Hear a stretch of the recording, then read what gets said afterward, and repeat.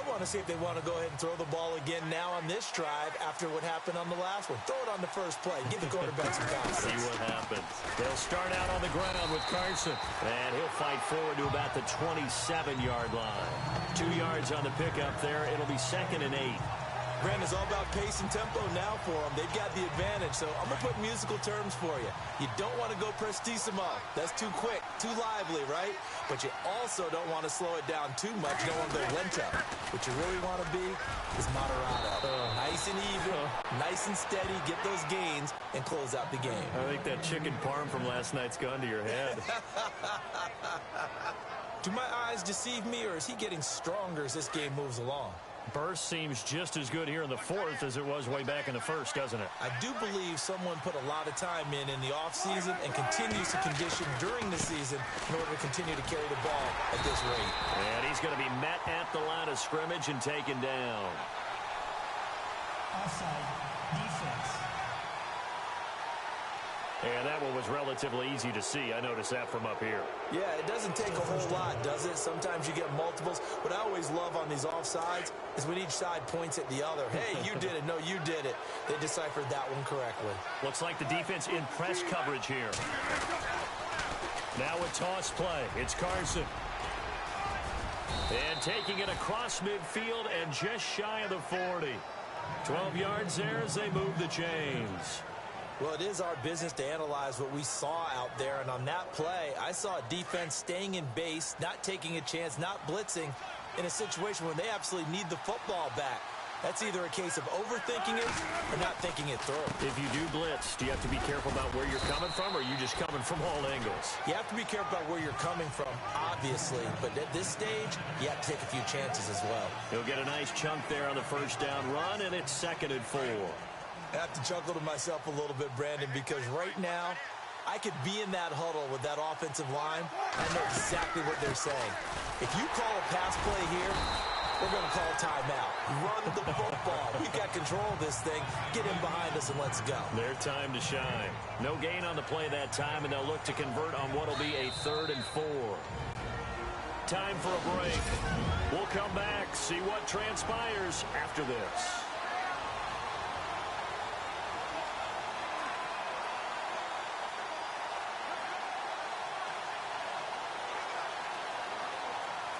So it's Seahawk football as we march toward a conclusion. They're facing a critical 3rd down now as they try to hold on to this lead. Wilson. And he couldn't hang on to it through the contact. Incomplete. And now we'll see a timeout used on defense as they stop it right out of the break with 1:57 to go in the ballgame.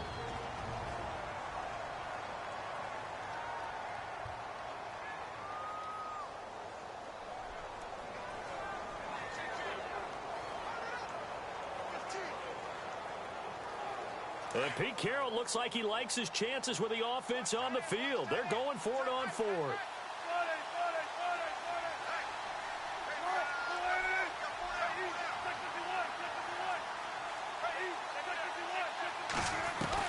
They'll try and throw for it with Wilson. And he finds Jimmy Graham. 9 yards on the pickup, and the Seahawks are going to have a first down. Well, they did the part they had to do. Quick throw got the first down. But that doesn't allow them to relax. They still have plenty of work to do.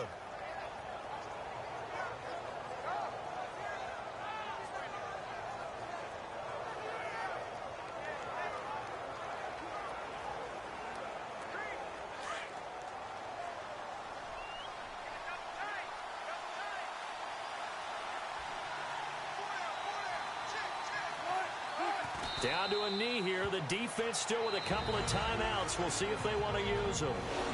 And the Eagles are going to go ahead and take another timeout. That'll be their 2nd, so one more chance to stop the clock here, and we'll be back.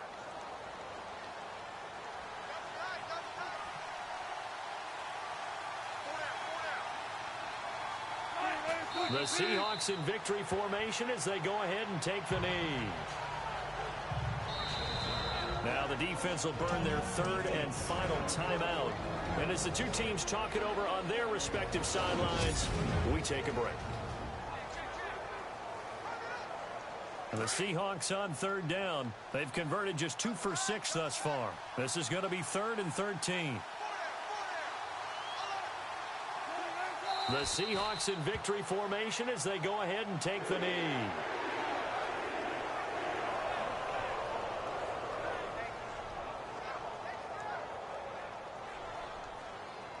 They converted once earlier in this drive, but they'll roll the dice here again on 4th down.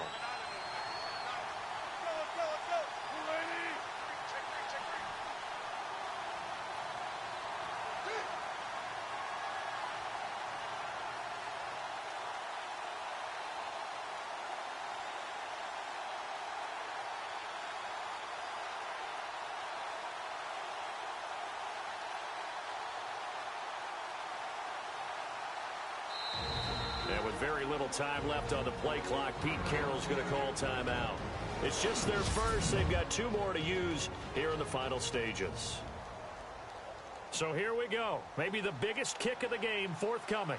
It'll be a 47-yard attempt from the left hash. And this one is right down Broadway. And high fives for that one as that drive ends in 3.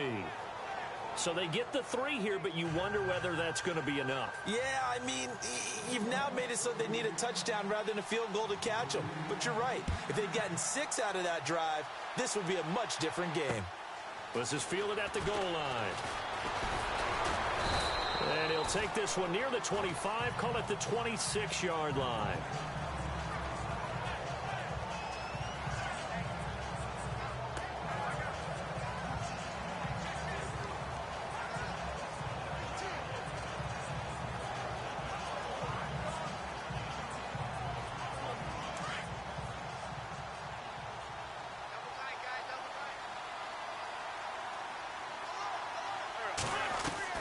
He's back to throw. Now a desperation throw. And, oh, a crusher there as it's intercepted. Picked off by the Pro Bowl safety Cam Chancellor. And he will take this all the way down to the 38-yard line. And that one, oh, it's going to hurt big time. You're in the 2-minute drill trying to get your guys down the field, and it's looking like they're going to go up just short, as this is definitely not his best throw. And it'll wind up being intercepted.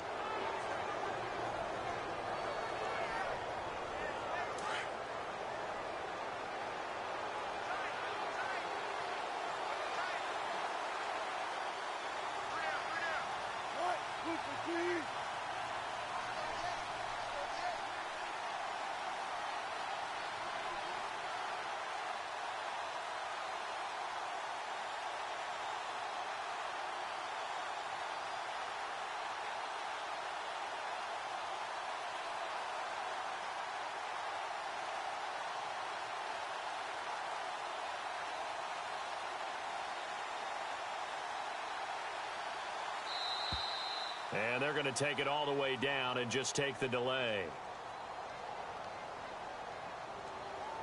Delay of game, offense.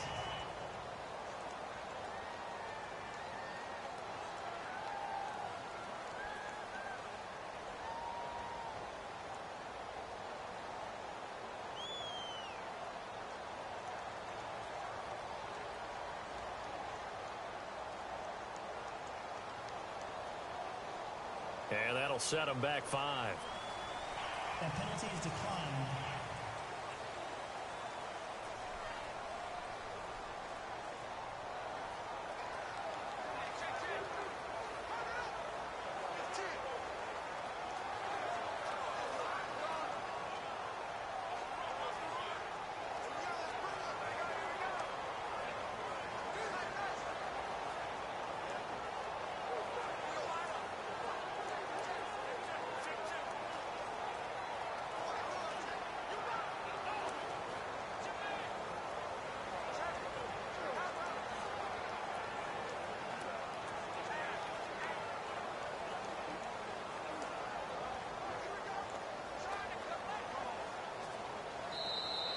And the play clock is going to run out here. They're in no hurry to get a play off.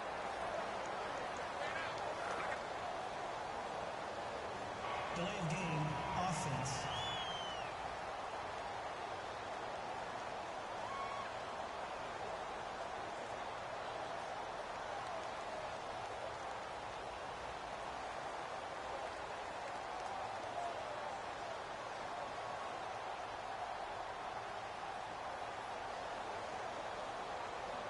So that'll back him up 5. That penalty is declined.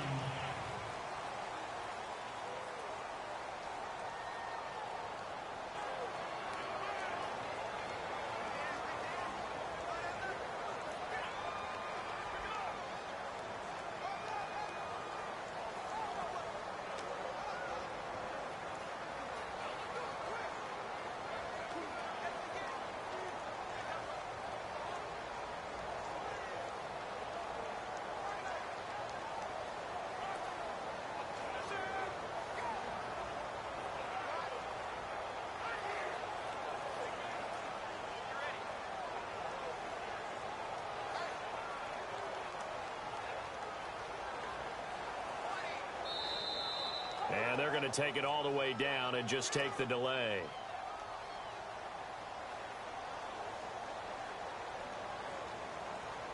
Delay of game, offense.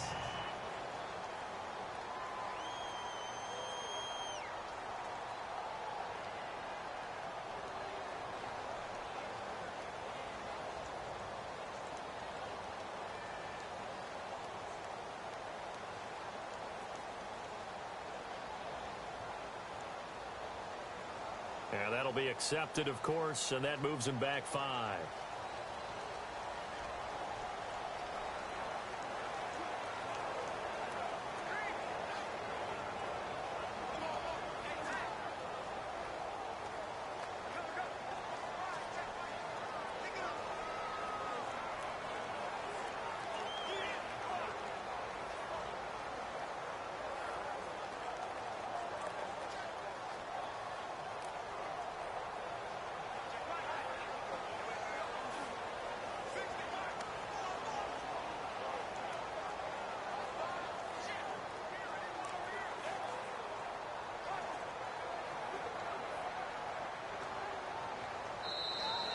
And the play clock is going to run out here. They're in no hurry to get a play off. Delay of game, offense.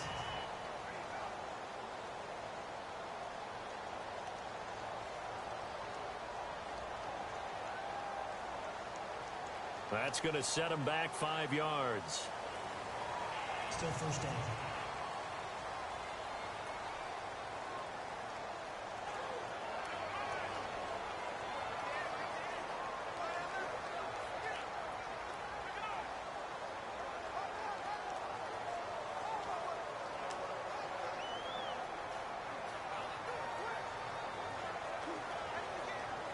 And what is this?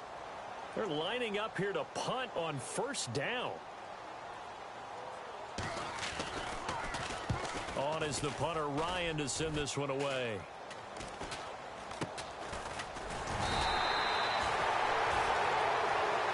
Well, going into the final play of this game, they knew that they needed some...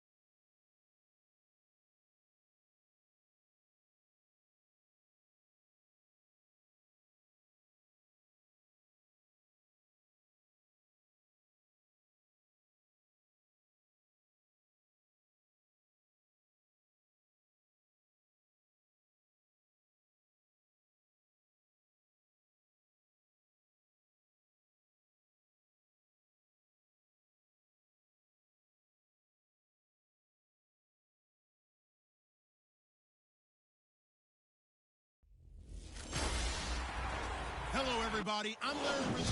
All right, Larry, from one of the loudest venues in the NFL, there's a look at Arrowhead Stadium here in Kansas City.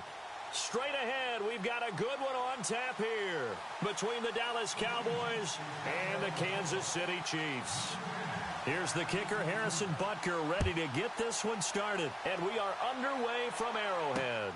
This is taken about 7 yards deep. And the decision to come out is going to cost him 5 as he's taken down right at the 20.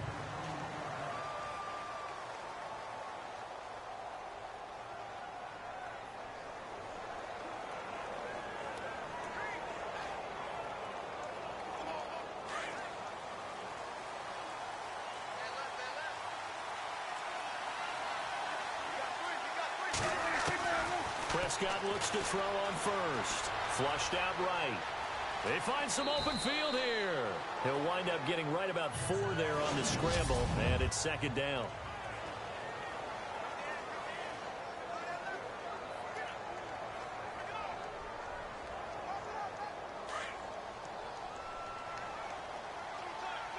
And the D-line pinching together must be expecting the run. Prescott to throw it. Forced out to his left. Room here to run. And he'll go out of bounds across the 35-yard line. Nothing open downfield. He keeps it himself for 11 and a first down. Partner, as a quarterback, sometimes you just got to know when the clock has gone off in your head, it's time to go. Tuck it and get all you can.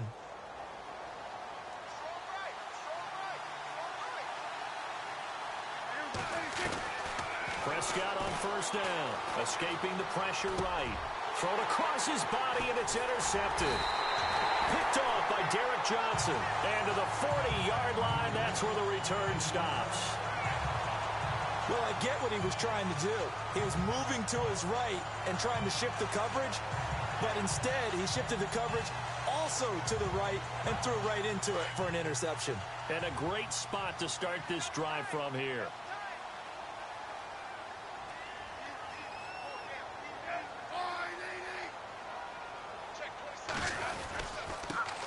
First carry now for Kareem Hunt. They'll wind up getting 4 down to the 36.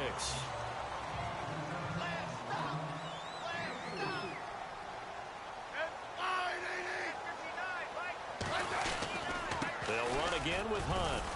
And a short gain down to about the 33. 3 yards is half of what they needed. Now can they get the other 3 here on third down?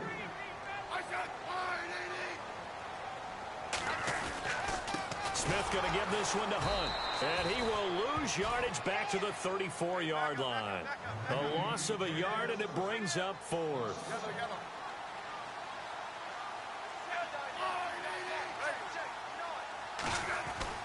They snap it to Smith. Able to find Harris, complete. And he's going to get the first down as they bring him down at the 23. An 11-yard pickup, and it's enough for a Chiefs first down. On first down, Smith. And he's going to lose yards. They take him down at the 26. A loss of a full 3 yards, and now it's second down. Second down and a little ways to go here. 2nd and 13.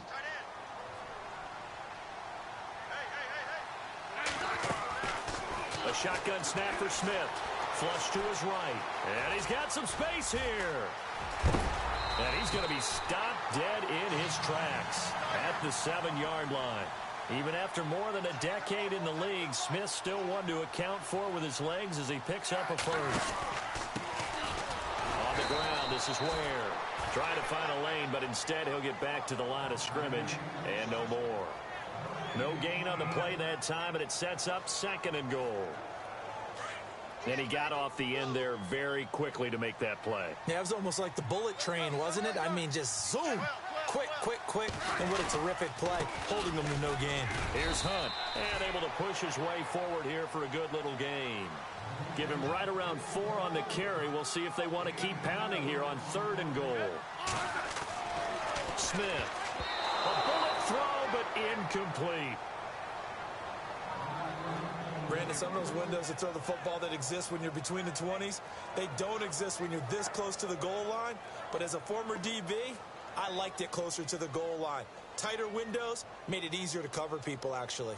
They converted once earlier on this opening drive, but now comes a big test. 4th and goal. To throw is Smith, and that is caught. Touchdown, Kansas City. Tyreek Hill, a 2-yard touchdown grab. And the Chiefs are going to take a first-quarter lead. Big 4th down conversion for the score, and the defense, that is a tough pill to swallow. Big time for them. How about them just deciding to go for it on 4th down? And, okay, forget the field goal, because that looked like an easy 3 points. Yeah, you might have had a defensive breakdown in there, but they pressed the issue and found a way to get it into the end zone. Give them big credit for that. So that one a pretty time-consuming 10-play drive, and it's capped off with a Kansas City touchdown. Butker now to kick this one away. This will be taken to the back of the end zone.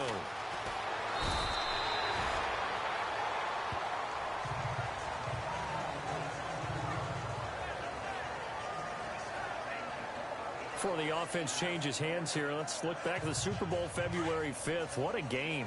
I know you were there calling it offensively, though. Impressive on both sides. It certainly was, and let's face it, if you're in Minnesota, it's cold outside, but you talk about the offenses, they heated up in a big way. And how about Nick Foles? The backup quarterback turned MVP, 373 yards, 3 touchdowns, and, of course, the big one receiving on the Philly special. Quite a story. As you and I were talking about off air, it was just a fluid game, not a lot of penalties, just really clean play. Exactly the type of game the NFL needed for the audiences at home watching the game and, of course, people in attendance.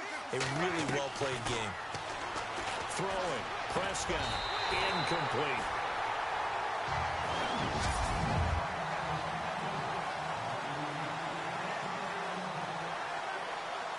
Offense looking to avoid a 3rd and long. It's 2nd and 10.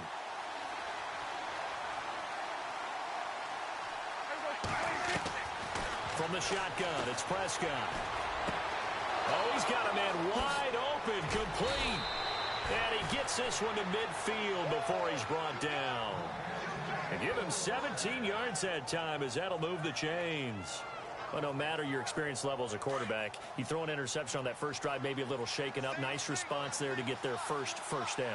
I think you make an excellent point. I don't care who you are. You throw an interception, it's going to get to you a little bit. But the ones that we've seen that are the best, you never notice it. They don't come to the bench, throw their helmets. They don't do any of that. They just go back out the next drive and act like it never happened. And that's what we're seeing here. Now the offense lining up 1st and 10.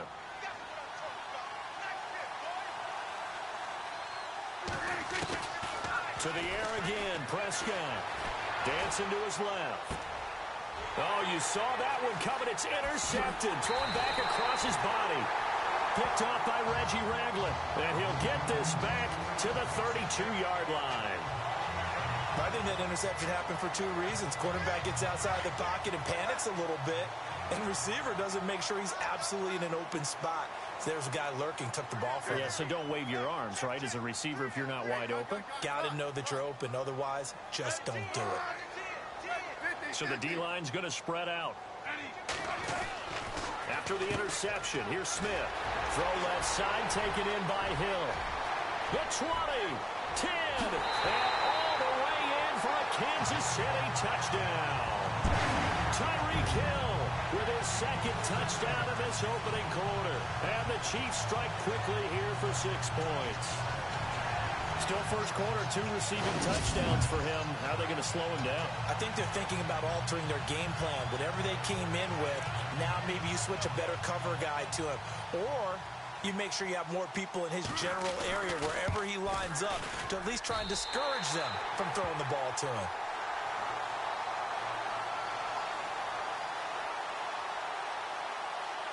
Personal foul.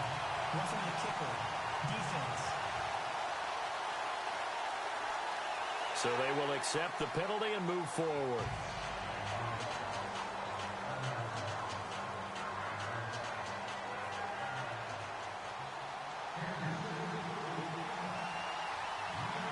Butker now to kick this one away.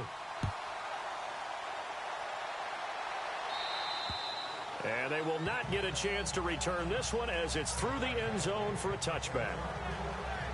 So the Cowboys offense coming back out there, and after the excitement of that 13-3 year, the NFC East title 2016, they fell back to earth in 2017. They still finished 9-7, but not what you expected from them. No, the scoring differential was a big telltale about the difference between. And here's another interception, the third of this first quarter. Picked up by Reggie Ragland. And they will finally put it into the return, but not until he takes it back all the way inside the 10-yard line. You hear me laughing, partner, and I'm not laughing at the situation, but sometimes you just get yourself into a rut.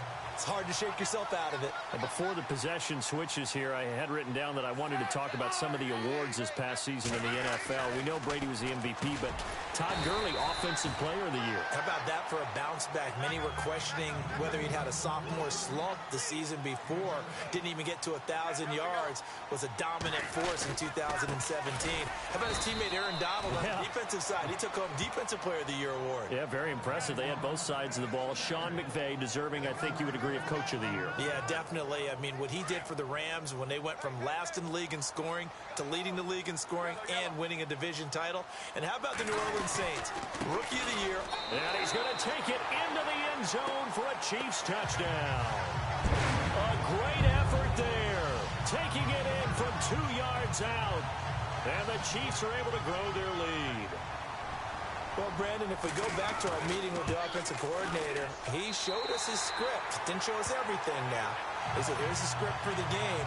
I think everything's going according to plan in a big way. 3 drives, 3 touchdowns. Yeah, that's about as good. That is as good as you can do, I guess. So, well done. Yeah, well done indeed. Tremendous execution.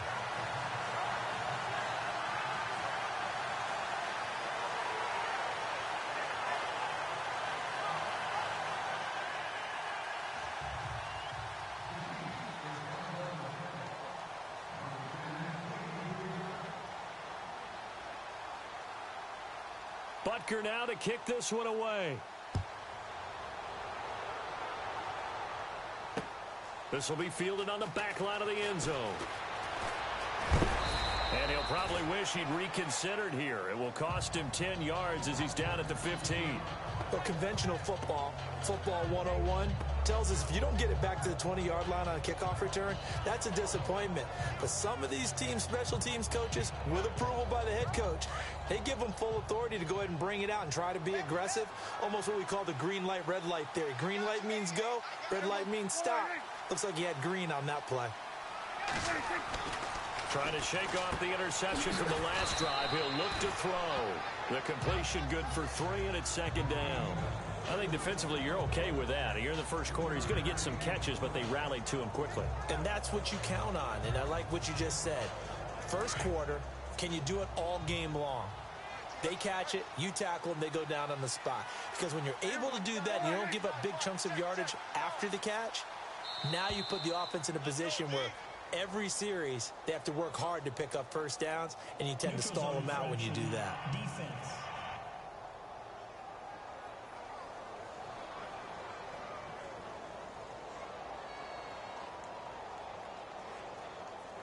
A little eager there coming in from his outside linebacker position. You think the hard count got him there?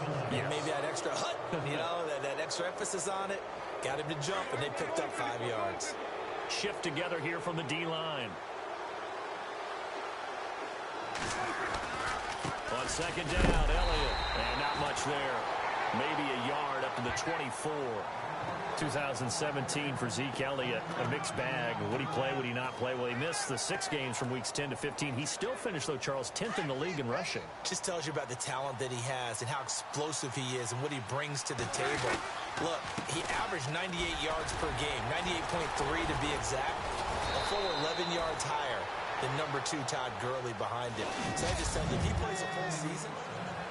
Sitting alongside Charles Davis, I'm Brandon Gaudin, as it is Cowboy football to begin quarter number 2. And they've got it here with a first down.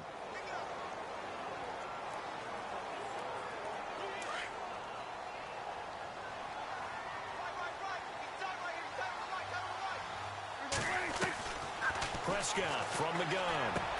And his pass is intercepted for the 4th time today. Picked off by the Pro Bowler, Marcus Peters.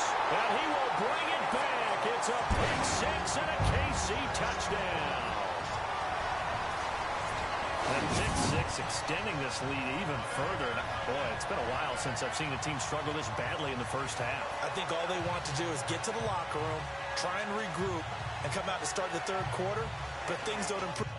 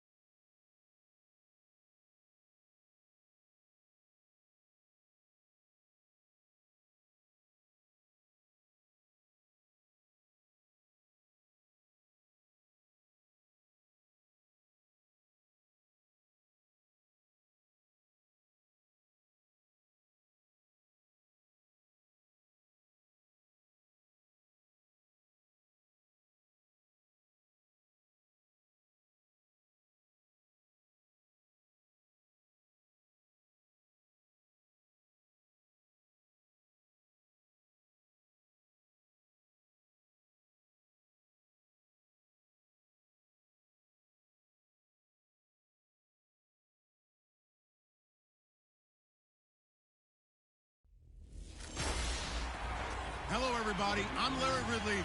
You're tuned into the NFL on EA Sports. Larry, it has been a tumultuous yet utterly riveting 2018 NFL season, and it all comes to a close here tonight as we welcome you to Super Bowl 53 from two-year-old Mercedes-Benz Stadium in downtown Atlanta. Tonight, it's all on the line. We play for the Lombardi Trophy. The eyes of the world upon us tonight as Super Bowl 52 from Minneapolis is underway. Oh, look at the juke. And he will be brought down here at about the 17-yard line.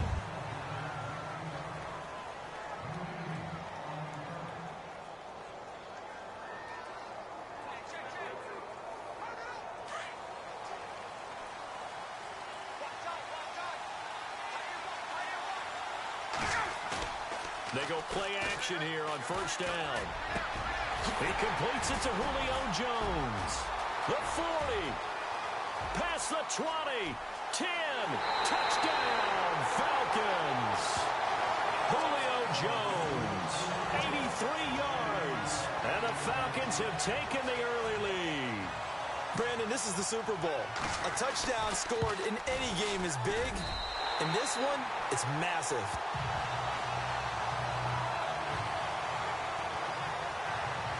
Those are the ones the offensive coordinators dream about. One-play drives from that distance. What an effort. It results in the touchdown. Here's Bosher to kick it away. Fielded about a yard deep. Weaving through traffic, and now he's free. 30, 10, and he will score. Touchdown, Kansas City. Tyreek Hill, 101 yards. And the Chiefs are an extra point away from tying up this football game. Well, there you go. They gave up a score to start the game, and as quick as they could get it back, they did on the return. And people talk about this all the time, whether you're coaching it, whether you're trying to work on it, whether you're just trying to put in the minds of your players. Attack back as fast as you can after giving up a score. No quicker way than on a kick return. That'll be taken in the end zone.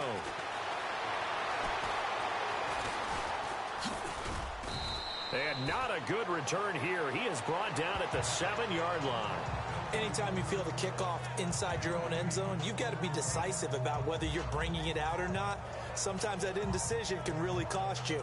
That may have been what happened on that play. Falcons taking over on offense in just a second, and, you know, this year ended in disappointing fashion now. Last year was the ultimate version of heartbreak, but if you're a Falcon fan, this one was tough to swallow as well, wasn't it? It certainly was, because let's be honest about it. Losing in the Super Bowl, I don't care how you lose, you were in the Super Bowl. You were playing for it all. This team was supposed to be as good or better. Ultimately ended up 10-6, found their way in the playoffs, but didn't get the deep run as they had the year before. So you're exactly right. For Falcons fans, that's a tough one. But this is a team that's built to be good for a long time. Possible run anticipation here as the D-line sandwiches together. To throw is Ryan. And his throw is incomplete. The Pro Bowl wideout Julio Jones is intended receiver. And it's third down.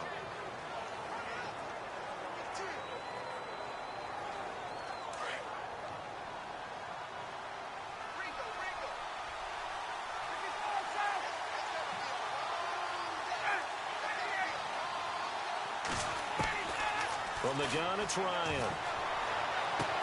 He finds Coleman. He's got daylight. The 30, 20. Touchdown, Falcons. Tevin Coleman, 96 yards. And the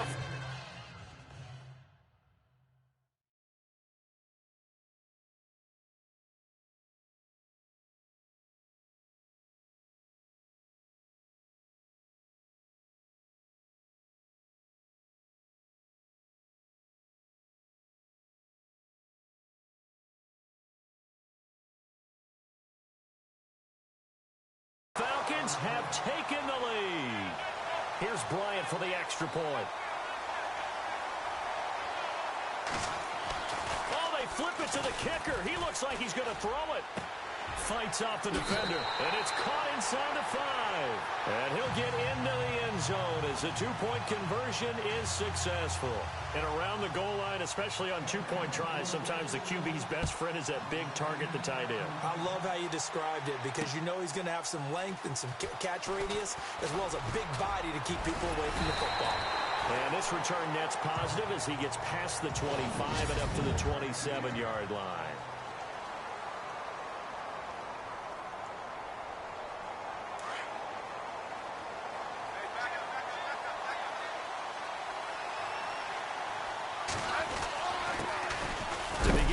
Here's a handoff to Hunt. And not a whole lot doing there as he'll get it up to about the 28-yard line. Just a yard on the first down carry, so it's 2nd and 9. They run again with Hunt. They'll only get a couple up to about the 30. So the ball had time in the hands of who wound up being the NFL's rushing leader this season. Now, maybe a little help from Le'Veon Bell and also Todd Gurley sitting out their finales, but still a spectacular season for Hunt. You going to throw cold water on the man, just like that? I said a spectacular season for Kareem Hunt. Okay, let's accentuate the positive. Ware gets hit, and the ball is loose, and the Falcons grab it. In our meeting things this week, they kind of tipped us off. They wanted to play ultra-aggressive, forcing fumbles. They just did that right there. They took it to the next level, didn't they? You're exactly right, because everyone talks about being aggressive on defense and tackling well. But they were talking about... And he's got his star receiver. It's Jones for the Falcon touchdown. Julio Jones, his second touchdown of this Super Bowl. And the Falcons will add on to their lead. Oh, it's a fake. They'll try and throw for it. It's caught inside the 5.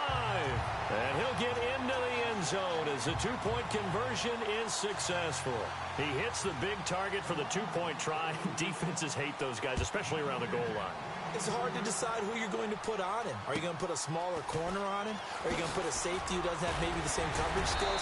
How about a linebacker? He may have the size, but he's not used to really covering in space. That's why the tight end gives you such a great advantage when you're throwing the football. So out now comes the offense back onto the field. And last time, not only the turnover, but that turned into 6 points. They got to make up for that here. We always hear about empty possessions, but some are worse than others. You can have an empty possession, pump the ball away, get yourself set to play defense, but when you turn it over, it changes momentum, and when they take it downfield and punch it in on you, that's a bad possession all the way around. Yeah, but you're hungry to get back out there, aren't you? You better be, because otherwise, it's going to be a long day for you. Smith now to throw. That one caught by Tyreek Hill. The 20. And all the way in for a Kansas City touchdown. Tyreek Hill, his second touchdown of this Super Bowl. And the Chiefs strike quickly here for 6 points. And sometimes those slants, they can be so tough to defend after the catch. It just happens so quickly. And really, what gets set up there is how quickly everything happens. Ball's out of the hands of the passer in a hurry, and he just takes it and goes. And he went all the way into the end zone. Butker now to kick this one away. This fielded a few yards into the end zone. Oh, he shifts past him. And he's able to get it across the 20, but not by much, as he's marked down at the 21-yard line. And now let's discuss Julio Jones. He has certainly made the most of his catches so far, both of them going for touchdowns here in half number 1. And we've never met a team that doesn't talk about getting off to a fast start and featuring guys that they want to have the ball early. We're seeing both of those come into play here. Well, this is taken in. It's complete. A big play there. Ryan to Jones. And even 40 yards.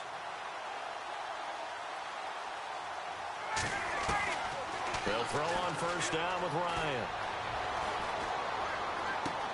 He goes underneath to Freeman. And he's going to get this inside the 30. It's a 10-yard pickup, and it moves the chains. The Falcons averaged 34 points a game last year, tops in the NFL with that powerful offense. And they're already looking for more here as they've got it 1st and 10. Ryan, he's going to let it go deep for the end zone. So they took a shot on first down, but couldn't connect.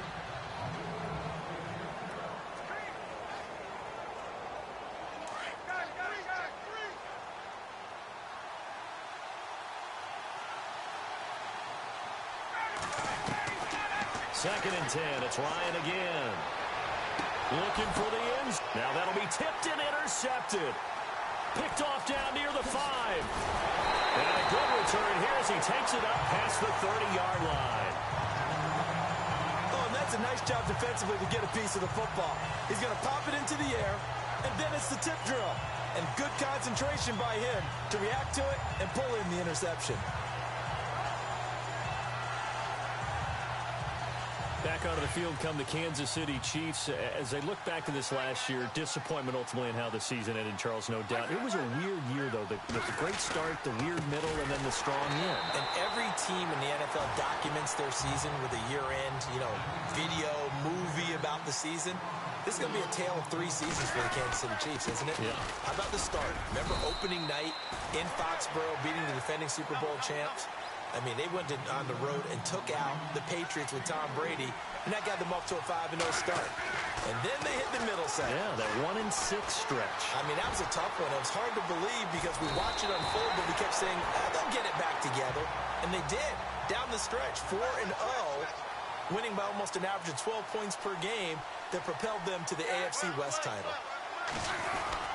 Smith with a give to Hunt. Looking for a seam, but finding none. He'll get back to the line of scrimmage, and that's it. No gain on the play. It'll be second down. They'll try the air now with Smith. And incomplete there. A nice hit. Jars the ball free and brings up third down. You get a tight end like this, and you know he's used to dishing out punishment, but here, he's one that has to absorb the contact, and as a result, unable to hold on to the football. They'll run now with Ware. And a minimal gain here as he's up to about the 47-yard line. 2 yards on the pickup there. It's fourth down. What a luxury to have a guy like this who can not only spell your starter, but can come in and keep drives going.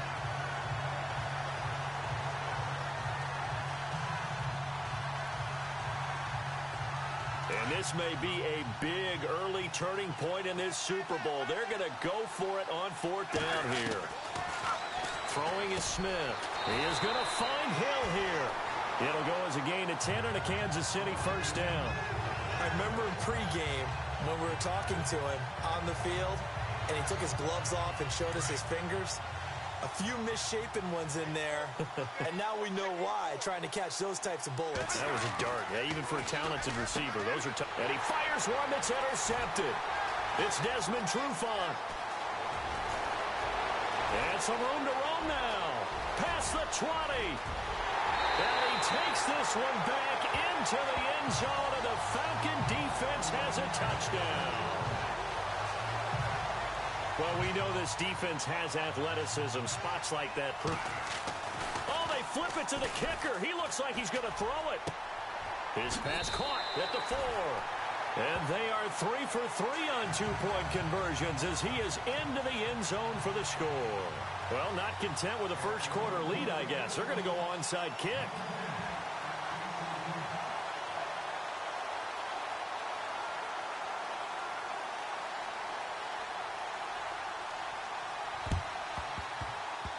And the Chiefs are going to make the recovery.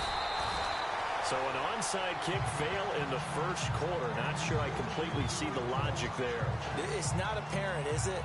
You almost have to go deeper, I think, and maybe if we try and work along with them and speculate a little bit here, they must feel like they need to steal possessions in this game, and maybe they don't match up possession for possession with the opposite team. They got to steal it and try and gain an advantage, and they tried. They just didn't get it done. It's a loss of 2 there, bringing up second down. They go play action to Hunt. Now Smith. He'll buy some. And he can't find anywhere to go with it. And he goes down. Deion Jones leading the surge there. He drops him for a loss of 6. Now the offense going to use the first of their timeouts. They'll have 2 remaining as we step aside here in this first quarter.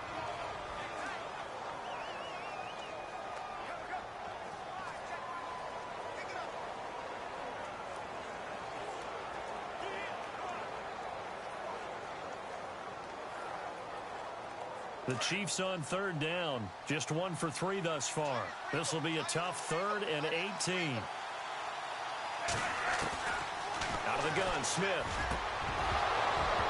And incomplete. The contact made the ball roam free and brings up 4th down. Let's face it, if you want to get back into the game, these are the kind of throws you got to hit. He's wide open right there. Got to be able to get it to him, don't you think? And those are the throws that haven't been available to them every time he's dropped a pass. Yeah, that's a big miss.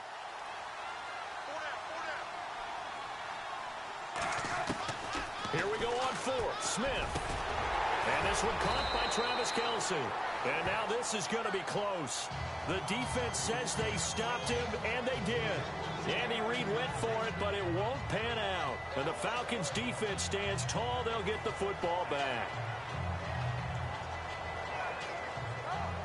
Now the Falcons offense, they get ready to head back out here. And there are parts of their last drive they'd like to emulate. And, of course, they'd like to forget the ending, the interception. But they did put together, Charles, a nice sustained drive to get him down the field. Yeah, and unfortunately for them, the only thing that matters is part two, right? Because once they threw the interception and finished off the drive, that does them no good to go back and say, well, you know, we had a good one going. Finish things off. That's the only way you can get it done. Give him 9 there on the first down completion. See it now play and understand just how tough it is to cover tight ends, especially the ones running around the NFL nowadays. Makes me glad I didn't make it in that league. I would have had a really difficult time. But now you get to sit up here with me. Yeah, and that's fun, isn't it? And what a really nice game right there on first down for them. Brings up a nice second down for them. That would have been a great catch, but it's real difficult to hold on to it because it was contested all the way. Would have been a great play if he'd been able to haul that one in.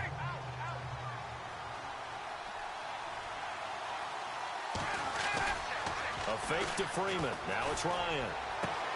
Looking for Jones, and it's intercepted. Picked off by the great one, Darrelle Revis. And he will be brought down, but he's got the interception on the final play of this first quarter. They take over 1st and 10 following the interception. Now the Chiefs offense, they get ready to head on the field.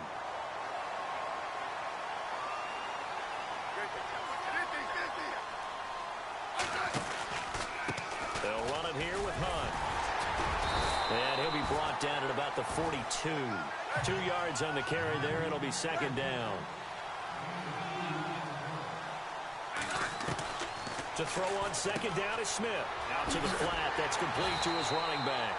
And they went the wrong way there. Losing yardage back at the 43-yard line. It'll be a loss of a yard, and that's going to lead to a third down. Throwing on third down, Smith. To the right side, it's Kelsey. And he's able to get it to the 33. Good enough for a first down. The Kansas City first. Smith finding his fellow Pro Bowler, Kelsey. Smith on first down. Wide open receiver complete. And he will take it on in for a Chiefs touchdown. Tyreek Hill with his 3rd touchdown of this Super Bowl. And the Chiefs are able to cut into this lead. I know Paul Revere talked about by land or by sea, right? You know, 1 by land, 2 by sea. He didn't mention air because right now we're seeing a big-time performance, aren't we? That's 2 touchdowns so far in this game. Where'd you pull that one from? And, you know, every now and then I actually listened in history class. And you're just a scholar all the way around. You're reading all the time. I like that you fit that into the broadcast. You know, I just grab the nugget when I can. Butker now to kick this one away. This fielded a few yards into the end zone. And he will be brought down here at about the 17-yard line.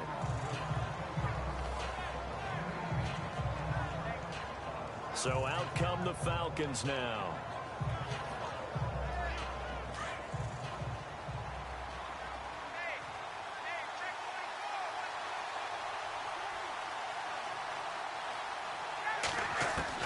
Trying to shake off the interception. He'll look to throw. And Jones has it over the middle. And he'll get it up here this time to the 21. That throw good for 4. It's second down. On second down, Ryan. Looking downfield for Jones. And that's caught inside the 35. And he makes it all the way down to the 31. A big play there. Ryan to Jones. 48 yards. Now a play fake here on first down. He's going to leave this for his running back. It's complete. And he'll get nothing out of that one. No gain on the play there. It'll be second down. To throw again is Ryan. Looking deep for Julio. And it'll be intercepted. Picked up by the great one, Darrelle Revis. And a big turnover there as his guys will get the football back. So that's back-to-back drives where they've thrown an interception. Ordinarily, we look at the offense and say, what's going on with your scheme? Maybe we should look at the defense and just give them a whole lot of credit. They've got them frustrated right now. After the interception, here's Smith. Throw left side, taken in by Hill. 7 yards, the pickup on the pitch and catch. And when you're playing a quarterback with some experience and some moxie, you enter the danger zone when you decide to blitz him, because if he's able to diagnose as he did on that play, he can hurt you downfield. He reads defenses so well, doesn't he? He really does, and the best part about it. And he takes this into the end zone for a Chiefs touchdown. Travis Kelce, 73 yards. And the Chiefs strike quickly here for 6 points. These two teams in this first half, it's been fun. Back and forth, back and forth. Well, it's not fun for the defensive coordinators, but offensive coordinators are enjoying it. Yeah, they're having streaks here, aren't they? Being able to put scores together and really bunch them up, and we have a tight game here. You know, we often talk about having the right shoes for the right turf.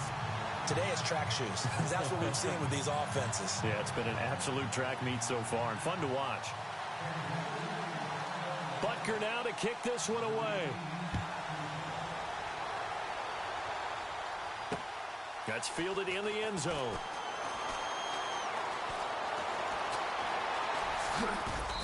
And he is going to be brought down at the 3-yard line.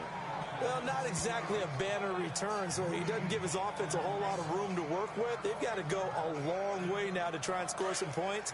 I do know this from experience. There will be a few comments muttered his way by the offense as they head out on the field. Trying to shake off the interception from the last drive. He'll look to throw. Caught on the right side by Jones.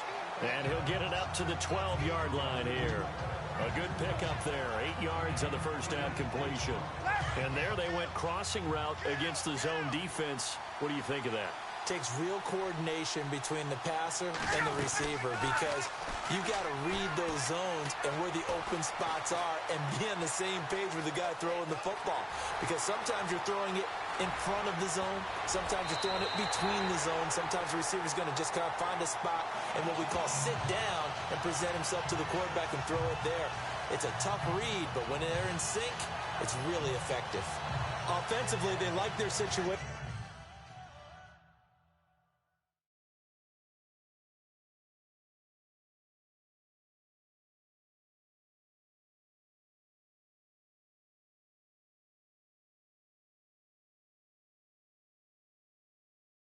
So they tried to take a shot downfield, but no one was open. So it was tuck it and run time, and he picks up a first down.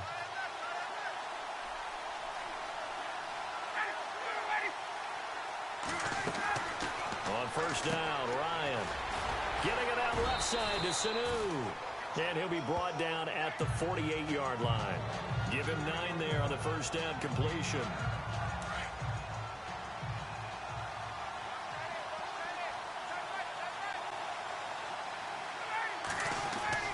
Ryan now off the bootleg. And his throw here is incomplete. Trying to get that in the hands of Devontae Freeman that time. And it's 3rd and short. Sometimes the coverage is so good, no matter what you're doing on offense, you just can't shake anyone free. They try their best to find someone open, but they took away every passing alley, every angle, and shut the play down. Now he's forced out right. And some room to maneuver. And he is out of bounds, just a yard or two shy of the 30. A nice job there on the escape and scramble. A first down, a 16-yard gain.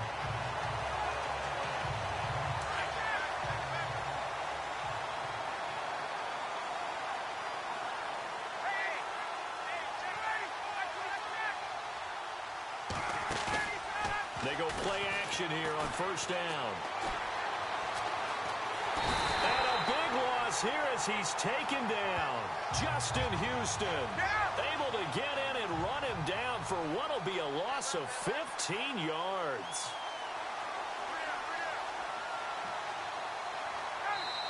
So 2 minutes to go in a wild first half. We'll come back on Super Bowl Sunday after this. A reminder, coming up at the intermission, we'll get highlights of this Super Bowl from Larry Ridley and the crew in Orlando with our EA Sports halftime report. Now Ryan on second down. And the hit jarred it loose. It's incomplete. Let's face it, perfection is something we all chase, whether it's playing this game or whatever we do. Hard to attain, but that's what they were searching for as that pass goes incomplete.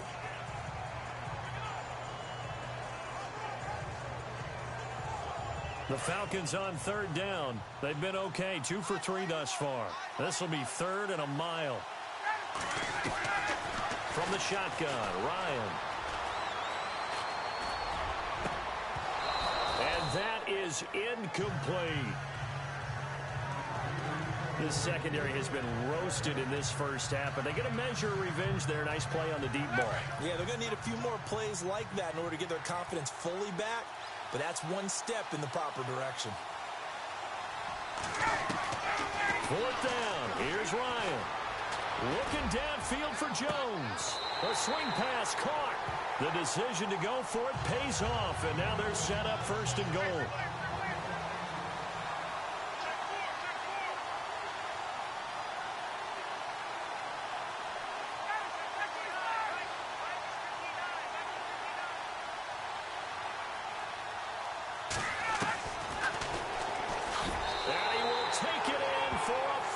Touchdown.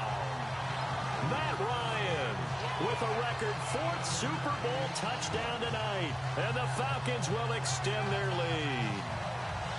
And maybe the defense caught a little by surprise there that he took off and got in. Yeah, I would think so, because if you're analyzing it from that side of the ball, you're thinking running back, fullback. It takes you a while before you get to the quarterback. Oh, and it's a fake. They'll try and throw for it. Let me go ahead and show my age a little bit. I liked it when they would fake it from the 3-yard line, right? When you'd line up, go ahead and, oh, there's a fake, and he's going to get 2. That's great. But from the 15, the risk-reward, it's just not there. It's so risky to get 15 yards on a fake. Well, you see the result right there. Yeah, I know these young whippersnappers are trying to do different things in this game.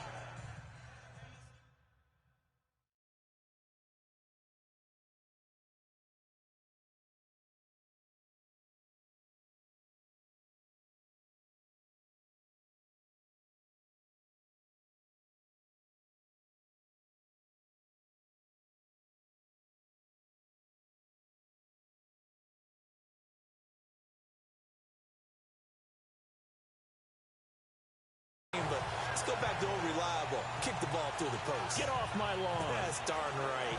And a really long drive here, and it goes on and on. And no press coverage here. They are backing off in the secondary.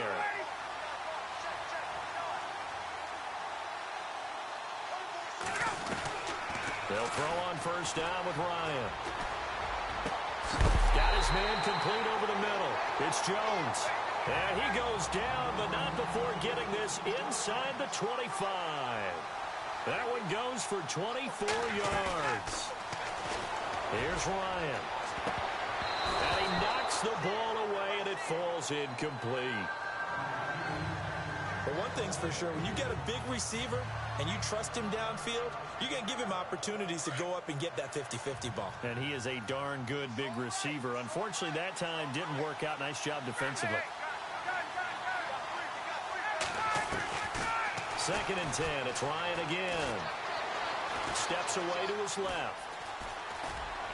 And he is out of bounds, just a yard or 2 shy of the 10. A nifty bit of scrambling there. 12 yards, 1st down. That was an excellent job of recognizing the situation. His first read wasn't there. Heck, his second read wasn't there. But he bought himself a little extra time scrambling out of the pocket, got to the sticks, and picked up the 1st down.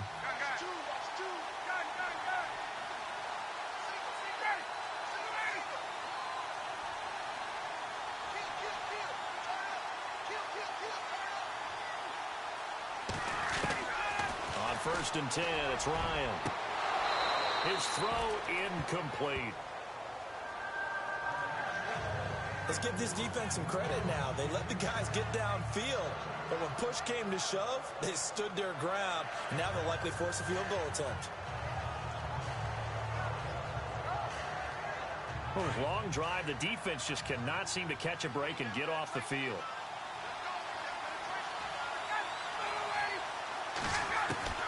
Second and 10 now. Ryan. And he takes this down to about the 2 before going out of bounds. A phrase we said a lot last year, Ryan to Jones for a Falcon first down. Talk about a big first half. Already has the 2 touchdowns, adding to his receiving total there and picking up the first down. He's coming off the line so fast. I think he's intimidating the defensive backs with his explosiveness, and he's chipping away at their confidence. From the gun, it's Ryan. And this is caught for a Falcon touchdown. Julio Jones with his 3rd touchdown of this Super Bowl. And the Falcons will add on to their lead. I heard a coach talk about those late-in-the-half scores, especially ones that give your team a pretty decent cushion. He said those could be the ones that can finish off a squad if you let them. Yeah, they've got the cushion. This half has been theirs. Here's Bosher to kick it away.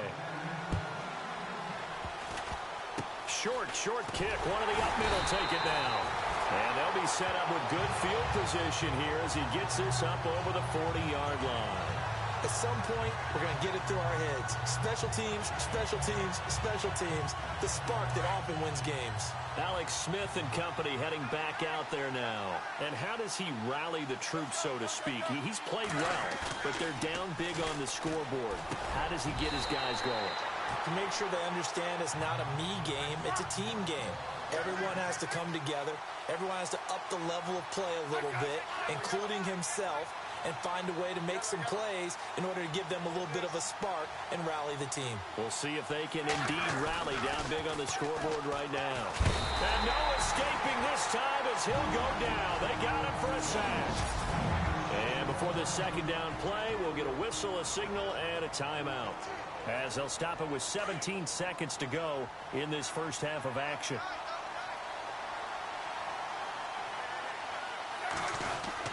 They go play action to Hunt. Now Smith. And that one got tipped. Kind of threw everything off. It brings up 3rd. Some of the fans here don't seem too happy about what we've seen in this first half. No, not at all. And I understand why. They've looked lethargic, out of sync, and it shows on the scoreboard.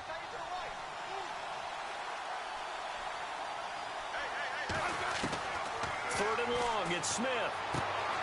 He's got it. This is Ware. And he will take it on in for a Chiefs touchdown. Spencer Ware in the final seconds of the first half. And the Chiefs are able to draw a bit closer. Well, this could be a big turnaround. They get the touchdown here in the final moments of the second quarter. And remember, Charles, they're going to get the ball to start quarter number 3 as well. So what you're saying is, if they take the ball down to start the second half and score again, it could change the entire complexion of this game, couldn't it? Absolutely. And his kick is right through. So that drive, 4 plays. And it winds up with the Chiefs hitting pay dirt.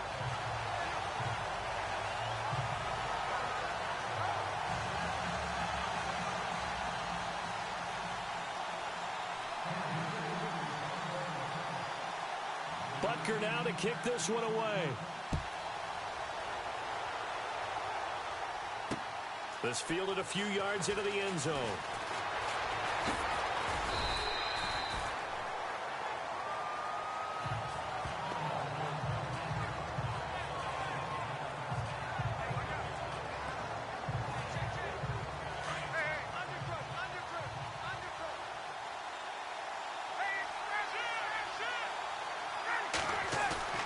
Final play of the half. It's Ryan. Looking deep for Julio. It's caught inside the 25.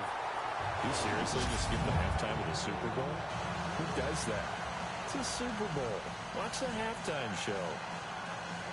All right, here we go. Third quarter action now.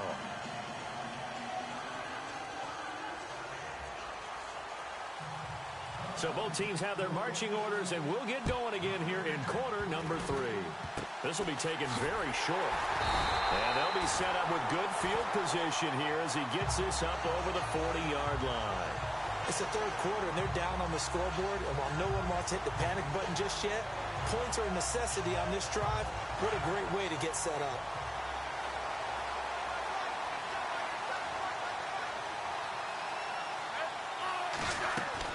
On 1st and 10, Smith. Complete, the tight end, Kelsey. And he's taken down, but not before he gets this into enemy territory across the 40. 23 yards on the play. Smith now to throw.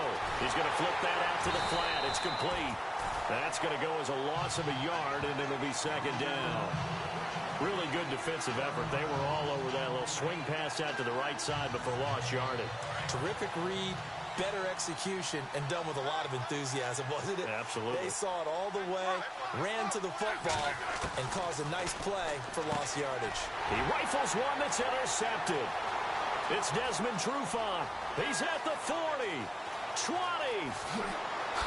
And he takes this one back into the end zone, and the Falcon defense has a touchdown. I don't know who all is to blame there, but I love seeing pick sixes. Nothing like seeing someone pluck it out of the air and go the other way and see people try to change directions. Hard to do.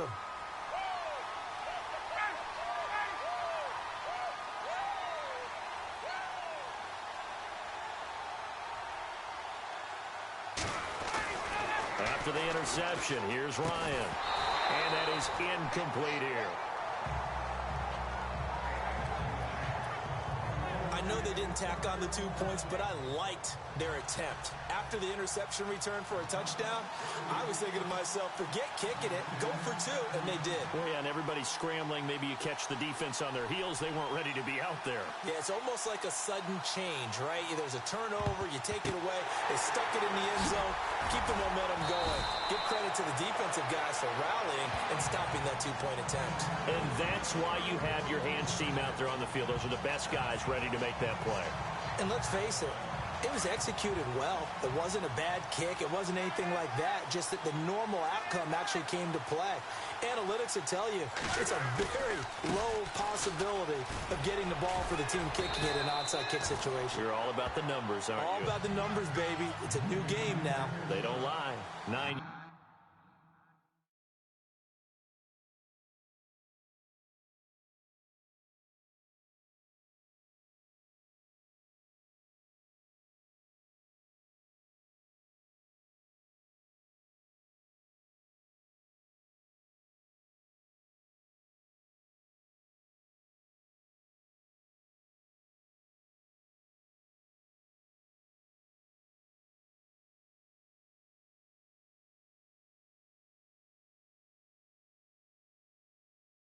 Yards is the pick up there, and they'll have a 2nd and 1.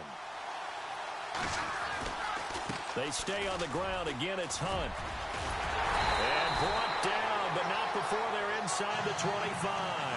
It'll go as a gain of 10 and a Kansas City 1st down. Sometimes with the running game, you've just got to stick with it. Look, it's the 3rd quarter, no time to panic. But that also doesn't mean you just do it the same way you've been doing it the entire ball game. Maybe change up some blocking assignments or run a few different plays, but stay with the overall essence of the running game. They run with Hunt. A strong broken tackle on that one. And then they get him to the ground just shy of the 15. Just what you want on a 1st down run. Call it 8 yards, and it's 2nd and 2.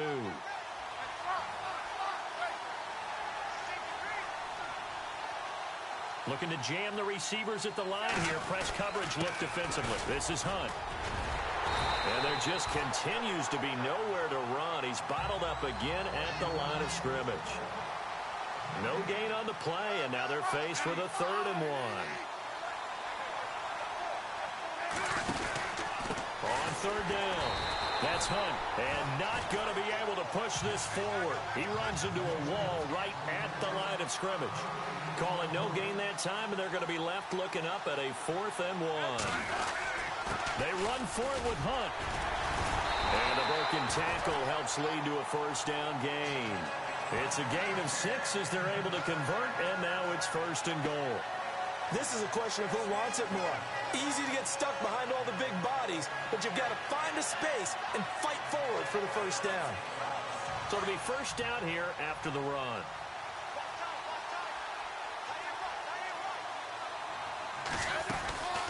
They'll run it now out of the gun. And he's going to bowl it his way into the end zone for a Chiefs touchdown. Spencer Ware, his second touchdown of this Super Bowl. And the Chiefs are able to get this back within a touchdown. But let the natural light of today reflect that he has now gotten into the end zone 2 times. Look at you.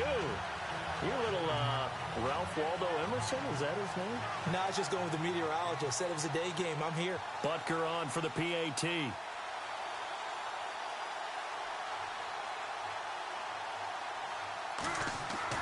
Now Mahomes.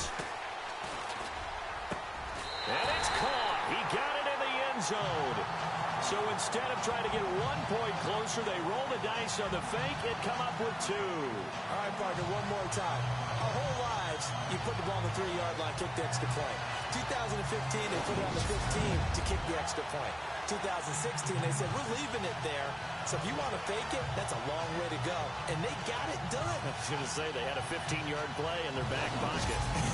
You don't see that on too many play sheets, do you? No.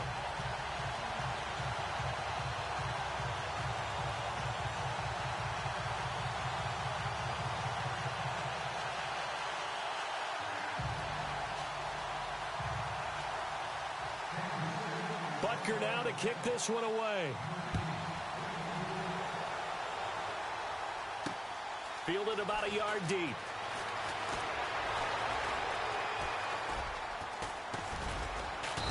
And not a great return here. He'll make it back only to the 10-yard line. Anytime you feel the kickoff inside your own end zone, you've got to be decisive about whether you're bringing it out or not. Sometimes that indecision can really cost you. That may have been what happened on that play. Getting set to go again on offense. We get a peek at Julio Jones now. This defense, they wouldn't mind not seeing him again for a while. 3 trips to the end zone. How about that? I think right now they would happily go to their general manager and say, is there any way you could get a trade for him?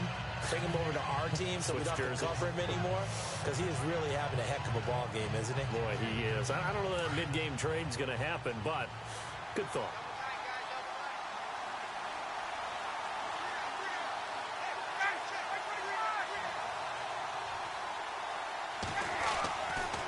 Again on 2nd and 10, it's Ryan. And that one almost intercepted. Far too loose with the football here. Nearly a 4th pick. And it's 3rd down.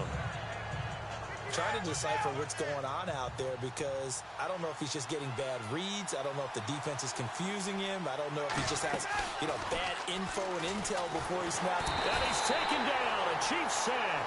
Justin Houston in there to pick up his 2nd sack.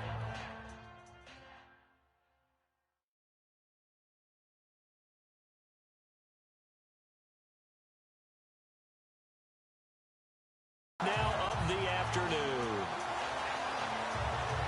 Here's Matt Bosher now. And no room for error here as his first punt comes from deep in his own end zone.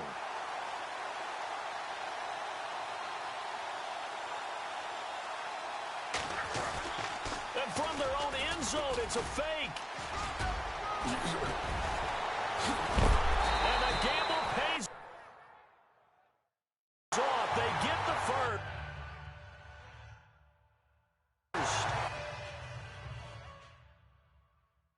That good for 19 on a first down. So they snap it straight.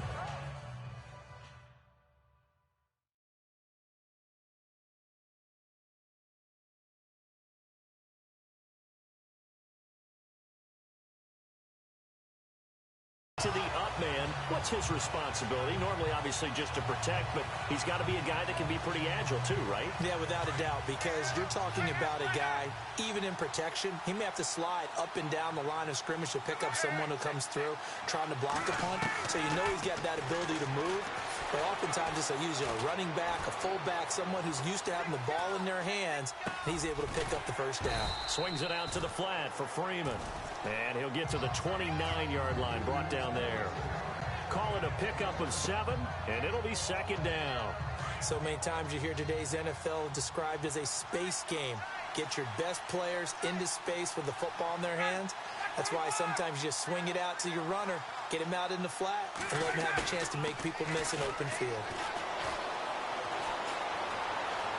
He's going to look deep down the field. And he's unable to grab it. Thought he might have had position, couldn't hold on. Third down. Fair to say the secondary play, whichever side you're on, hasn't really been a glowing exhibition so far, but a nice job there to prevent a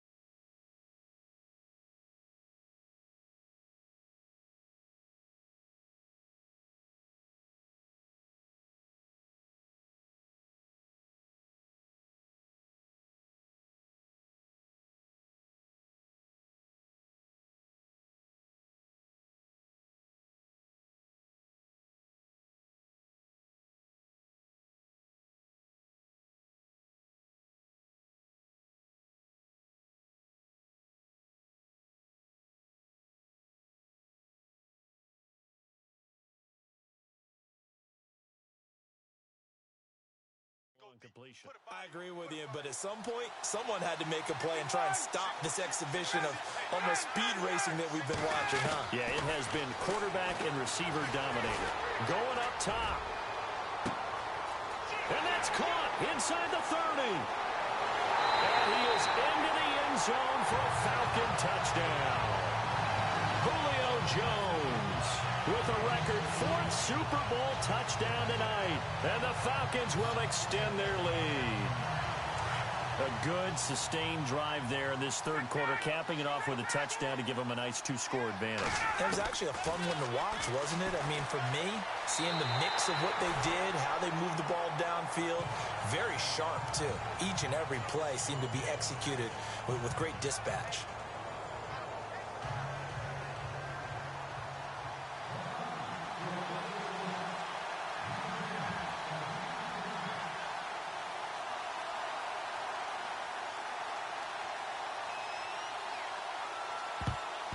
And the Chiefs are going to make the recovery. And heavy contact. He is knocked down hard. Kareem Hunt and the rest of the offense making their way back out there. And the numbers show the improvement. And this is kind of what we thought we would expect to see from him. I know we overanalyze these things sometimes, but what switch? What's flipped that switch? Sometimes I think when you're as great as he is, you just kind of roll out each game and expect good things to happen. And that's not always the case. Those guys on the other side of the ball, they're in the NFL too for a reason. So maybe at halftime he gets a chance to regroup, kind of get it back together, get a little extra resolve, and now he's putting it into practice.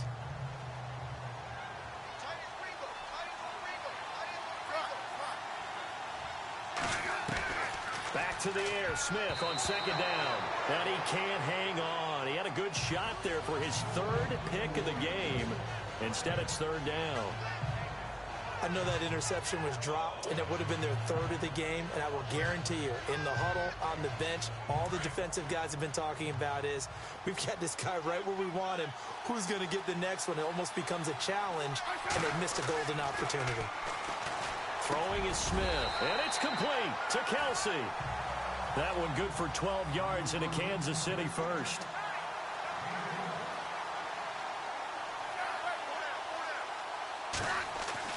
Smith on first down. Throw left side, taken in by Hill. 7 yards, the pickup on the pitch and catch. Some think that teams really won't throw a slant route unless you have a receiver that has a lot of stature to him. But sometimes the little guys, they get lost in there. People can't really locate them, and they run that quick cut on the slant, and oftentimes they can turn it into big plays. And on this one, he'll get to the 15, right at the 15-yard line. 8 yards on the pickup there, and it moves the sticks. On first down, it's Smith. And it's caught. The Chiefs have got the passing game rolling a bit, and another first down. And the offense moving quickly to the line. They'll try to run with Hunt. And he is in. Touchdown, Kansas City. A great play there. Taking it in from 2 yards out. And the Chiefs are able to get this back within a touchdown.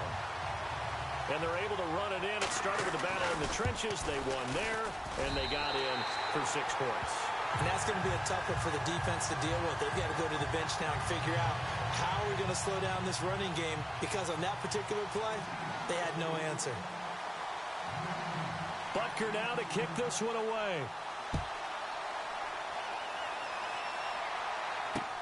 Roberts on the return.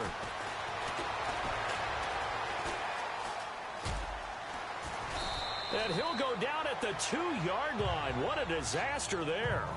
Only able to get it to the 2-yard line on his return. Not going to make a lot of friends on your team when you only get it that far. And now let's discuss Julio Jones. What a game for him, Charles. 4 touchdowns. Heck, for a lot of guys, that's a good season number. You're exactly right. And let's face it, we have to stand up and applaud this one, even though we're supposed to be neutral, because this doesn't just happen by accident. This isn't 4 times where the defense just falls down or breaks coverage. He's worked awfully hard, changing routes, changing areas, changing angles, and getting open for touchdowns. We knew he'd be part of the game plan in a big way, and it has been in a very big way. Ryan. He's going to let this one go deep. And that's caught inside the 35. Back now here on EA Sports.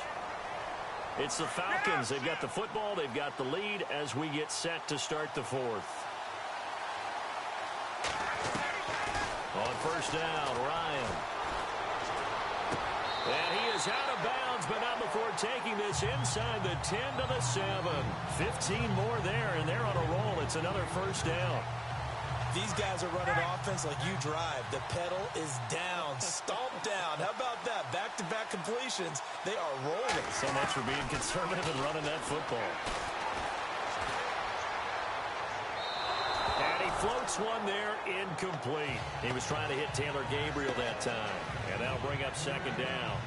I know every offense wants to start their snaps closer to the goal line, but it's actually harder to throw the ball in those situations. You throw into that tight coverage, you see what happens. Hard to get the ball in there. Not enough space there.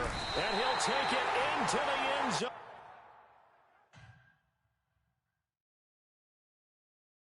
Touchdown, Atlanta. Julio Jones. A 7-yard touchdown grab. And the Falcons will add on to their lead.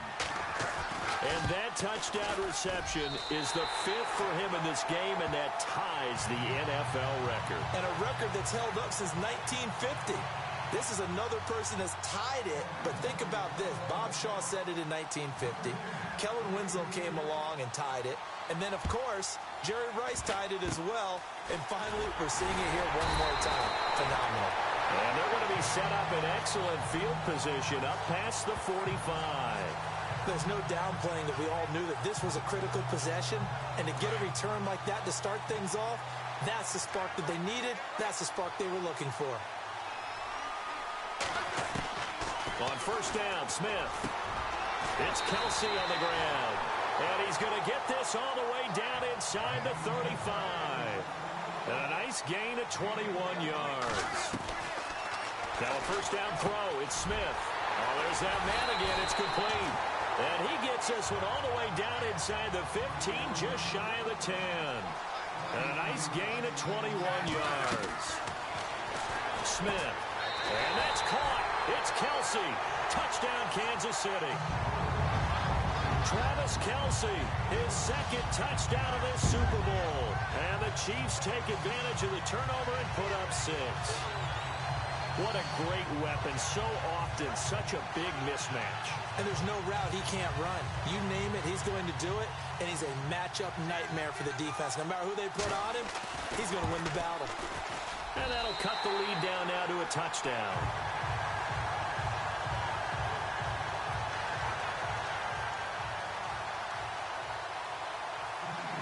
Butker now to kick this one away. That'll be taken in the end zone.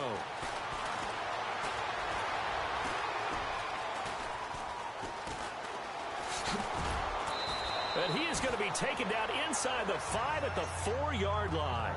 Well, not exactly a banner return, so he doesn't give his offense a whole lot of room to work with. They've got to go a long way now to try and score some points. I do know this from experience. There will be a few comments muttered his way by the offense as they head out on the field. They go play action here on first down. Trying to lay one up deep. And got his man complete. The 20.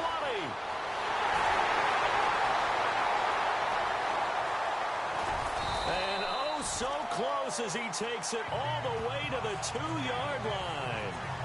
A big-time play there for the Falcons.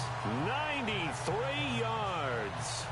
Well, even after all those interceptions, he's not deterred, still confident to go deep at work there. I think all the old rules about playing that position still apply. If things go wrong, you still act like you're the best player out on the field. You still carry that supreme arrogance with you and continue to fire the ball. I've seen guys have games like this, and this is where you find out if you're great or not. Can you overcome some interceptions and still lead your team to victory? A huge loss on the play, and it'll be 2nd and goal. The 4th quarter here, they've got the lead. They want to keep it on the ground. That's what they're doing. Smart football. Keep the clock grinding. Keep it going.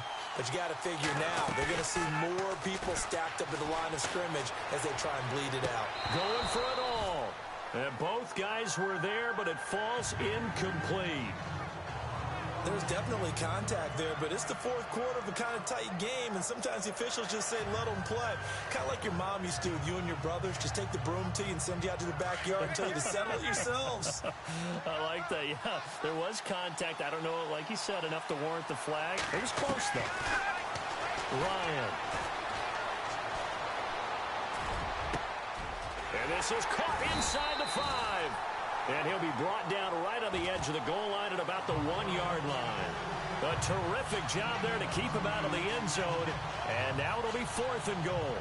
Well, we haven't been shortchanged on offense. Another fun play to watch there on the deep pass. This game has the feel of, what, a turkey bowl, a Thanksgiving day. You know, when we get together this year, when the Davises and the Gaudens get together, that's what our playbook's going to look like they're drawing them up in the dirt. And so far, it's working for both of them. They'll run it. Freeman. And the surge is going to be too much defensively. He's hit and taken down to the backfield. Freeman unable to get free here on 4th and goal, and the ball's going to be going back to the Chiefs. Boy, you talk about not playing it safe. Why were they going for it there, Charles? It's got to be a full evaluation of their team. Do they trust their defense in this situation? Maybe they think they've given all they can in this game and they don't have anything left. Do they not trust that the other team's quarterback is just so hot that no matter where they get the ball, they go downfield? Remember when Bill Belichick went for it in that game, right, against Indianapolis on the road, and everybody said, why'd you go for it there? I think he just thought to himself, on the other side, if they get the ball, they're going downfield anyway. He was trying to end the game right there with his own offense. And he's got his favorite target yet again. It's complete. And he's brought down, getting this one up to about the 35. The Chiefs have got the passing game rolling a bit. And another first down. To throw is Smith. Caught. Kelsey, left side. Travis Kelsey. It's a big play there for the Chiefs. 46 yards. If post pattern is often equated as a change-up route, how about when you throw it to your big guy down the center of the field? Covered or not, you have great confidence he's going to come down with the football. And when he does, as we just saw, long gains often result. This is caught. And a big collision there as he winds up flat on his back. Another big hitter there. This one good for 18. And on that last play there, he's over 400 yards passing now. You know what that generally means? Success. That, and it means you really didn't miss opportunities. Usually very accurate. The ball's getting to the right place. Guys are making yardage after the catch to help you out that way. I mean, the whole team has picked it up. And don't forget, that means the offensive line has had to pass protect pretty well, too. Everyone dialed in. And he'll actually lose a little bit of yardage here. Back to the 2. And now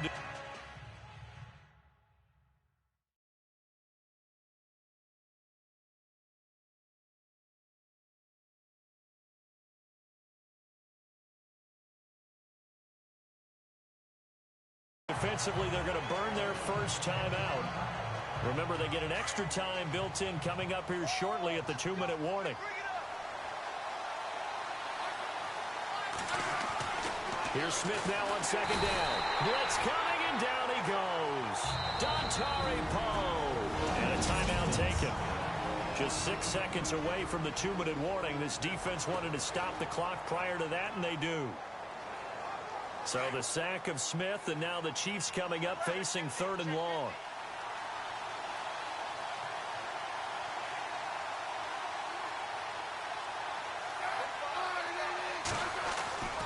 Smith. And the pressure gets to him again.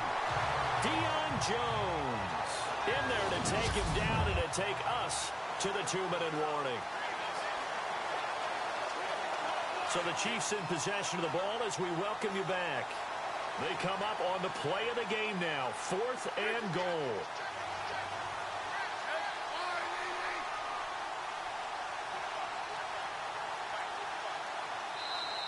And Smith saw something he didn't like. He's going to take a timeout. It's just their first. They've got 2 more to use here in the final stages. What a Super Bowl this has been, and the biggest play comes now. It's 4th down. And play is stopped here. Timeout. It's the defense calling the timeout here. It'll be their 3rd and final timeout, so as they talk things over, we'll step aside. If they're going to have a shot in this Super Bowl, they're going to need this one on 4th down. As expected, they're going for it to keep the drive alive. And he takes this into the end zone for a Chiefs touchdown. Travis Kelce with his 3rd touchdown of this Super Bowl. And the Chiefs are an extra point away from tying up this football game. Love the excitement we've got going here. If they just scored the touchdown, they're down by 1. How much fun is it now to figure out the possibilities? Kick the extra point and tie it. Go for 2 if they're really feeling in a gambling mood. What do you do in this situation? I think you kick the PAT. Yeah, I do too. Kick it, get my defense ready, and try and stop them one more time. Andre Roberts now to return it. They juked him. And the decision to bring it out, a good one, as he's up a yard or 2 shy of the 30. Here comes the Atlanta offense now ready to take over here. And last time, they had it 4th and goal, rolled the dice, didn't get it. Now they've got to put that behind them, try to put together another drive. Hey, a simple tip of the cap, a nod of the head to the defense. Congratulations, you got us last time. But you didn't hold us the whole time. We got down to position. We were able to be in position to score. Let's go ahead and attack again. Continue to have that kind of confidence. Not worry about the one play that didn't allow them to get into the end zone. And this time they'll be trying to get it into the end zone. We'll see what they do. Freeman again, a 1st down carry. And he takes this up right near the 45-yard line. Call it a gain of 4 on 1st, and that'll make it 2nd down. Time a factor as Ryan will hustle into the line. Now it's Ryan. Looking downfield for Jones. Fights free at the 5. And this is going to be intercepted. Picked off by the great one, Darrelle Revis. And he will take it out to the 25-yard line. And that gives him now 3 interceptions in the game. Well, someone's locked into what they're trying to get done in the passing game. When was the last time we had someone get 3 in a contest? 2011, wasn't it? Kurt Coleman. Oh, yeah, that's then right. With the Eagles. That's right. Then with the Eagles, and I believe it was against Washington and Rex Grossman. That's correct. The tight end Kelce has it over the middle. Travis Kelce past the 20. And that's a touchdown as they've broken our tie here in the final minute of the 4th. I don't know how many more of these my heart can take, my man. I just don't know. Another big touchdown late in the game. They look like they're in control, but still, there's a chance. Block the extra point, go down and score, kick the extra point.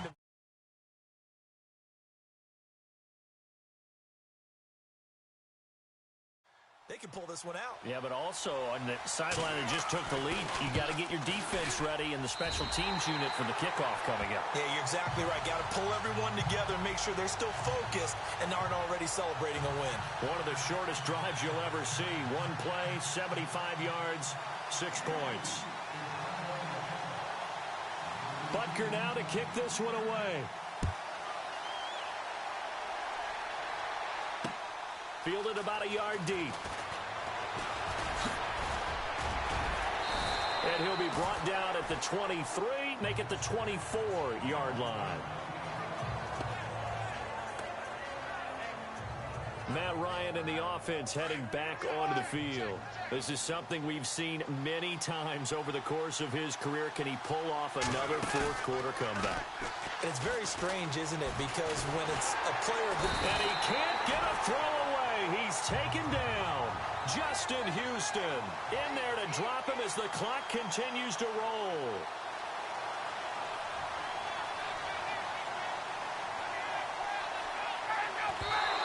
And the spike will come with 34 seconds to go.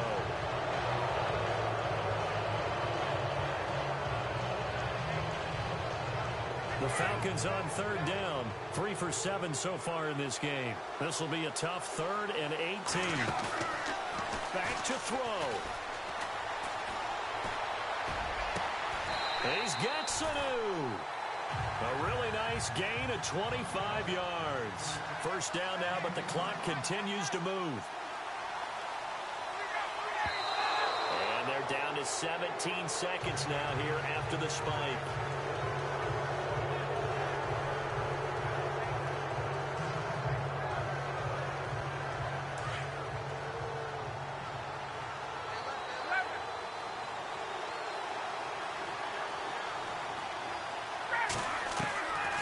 To throw.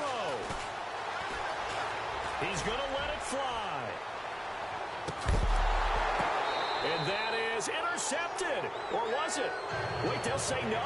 No interception. He did not keep the feet in bounds, apparently. So that's just going to be an incompletion. Brandon, at least there's one bright side to that incompletion. What's that? It wasn't an interception. Wow. You're a nice guy. That was kind of savage. But correct. No pick, just incomplete that time. Now a desperation throw deep downfield. The swing pass caught. And the Kansas City Chiefs are the Super Bowl champions. And to the Super Bowl champions, they etch their name forever in NFL immortality. That's pretty phenomenal right there. It actually gave me chills just to hear you say that, because immortality forever and ever. When you look in the record books, you'll see this team, you'll see their picture, that your name will be a part of it. That's got to be an incredible feeling, because it's been a long journey to get there, and now they get a chance to enjoy it.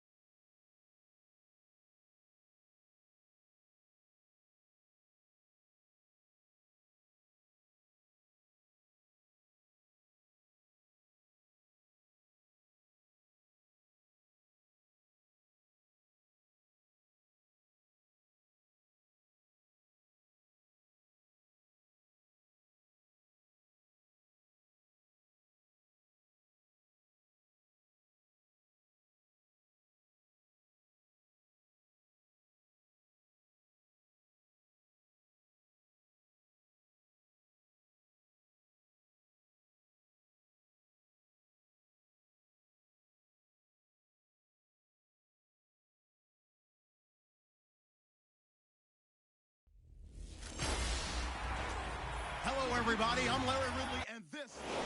Thank you, Larry. It's the NFL on EA Sports as you take a look live there at Lincoln Financial Field in Philadelphia, PA. Today, we've got a good NFC matchup on tap between the Atlanta Falcons and the Philadelphia Eagles.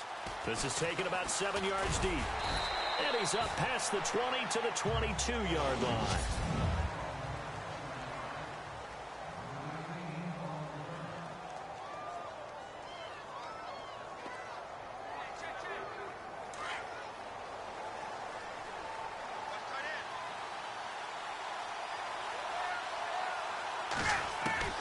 On 1st and 10, it's Ryan. Caught on the right side by Jones. 14 yards there on the first play from scrimmage. I don't care who you put on him.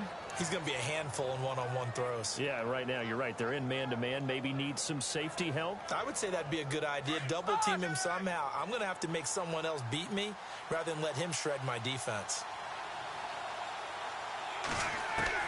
Now Ryan on 1st down. He goes underneath to Freeman. And he'll be brought down right around the 37. They'll give him a yard on the play, and that'll bring up 2nd down.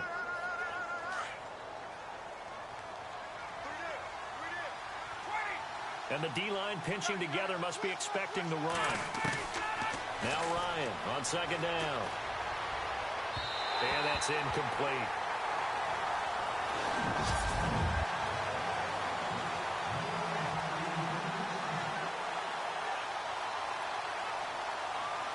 And the Eagles will go with an extra DB here as they prepare for a stop on 3rd. Thinking pass all the way. Ryan will throw again. This one complete to Mohamed Sanu. And he's taken down, but not before he gets this into enemy territory across the 40. And they pick up 25 as they convert on 3rd. But give the defensive guys a little bit of credit. They didn't let the deep ball beat them on that play, did they? No, the drag, that guy can be your safety valve. We saw it right there. Yeah, and it picked up a 1st down for him, too. And he fires one that's intercepted. Picked off by Ronald Darby. And nothing but daylight ahead. And he takes this one back into the end zone. And the Eagles defense gets a pick-6 TD. Brandon, the best teams work together in all phases.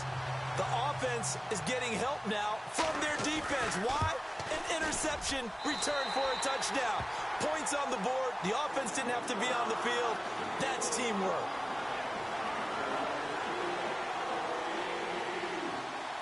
So they throw the pick-6. They'll get another shot at it now as this one's in the air. This is taken about 7 yards deep. And no run back here. This will be a touchback, and it comes out to the 25-yard line. And here now come the Falcons. And following the pick-6, and they had decent field position in throwing that pick-6. We'll see how they attack this drive. And I think all you say to your guy is, listen, let's just take care of the football a little bit better. Make some better decisions on this drive, and they'll probably help him a little bit with maybe some really high percentage throws early to let him get settled back in. But they told us, they've got confidence. That's not a problem. Yeah, not a problem at all. They just want to make sure they get things settled down a little bit for their offense and give their defense a little bit of a chance to rest. And it pops free. The collision there jarred the ball loose and brings up 2nd down. Even the greats in this game, and he certainly qualifies as one of them, they're going to have trouble if they continue to throw into double coverage. He better be careful. Throwing in too much double coverage might have a couple of them picked off. Ryan being chased out left. That'll go as a loss of 9, and it leads to 3rd down.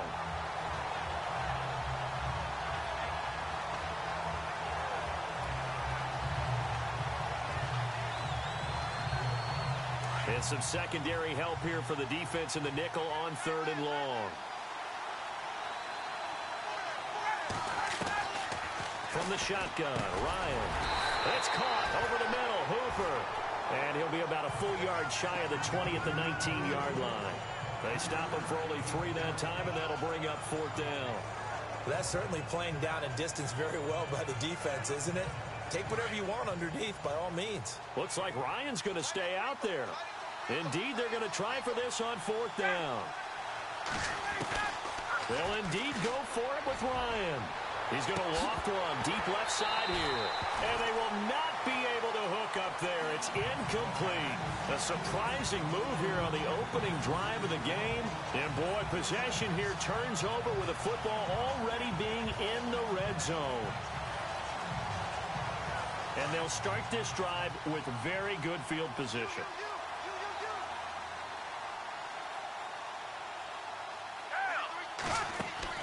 Here's Foles. And able to get him down, but he does reach the 5. A nice pickup of 14, and it moves the stick, sets up a 1st and goal. Foles. Feeling the pressure here and taken down. A sack back at the 7. Brooks Reed able to get in there and drop him for a 2-yard loss.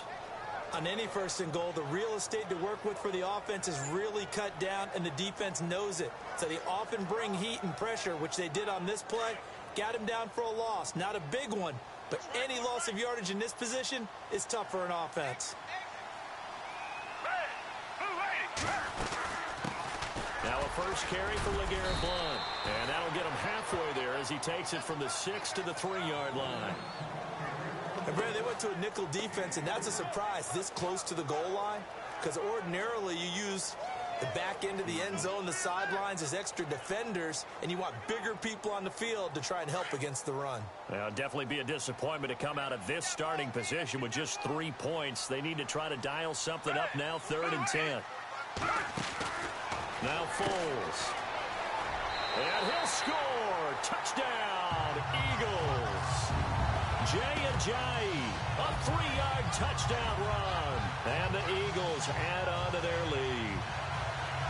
Able to punch it in on 3rd down makes it easier for those guys on the sideline. They didn't have a 4th down decision to make. Yeah, could you feel the exhale? Because they were already thinking ahead, as all the good coaching staffs do.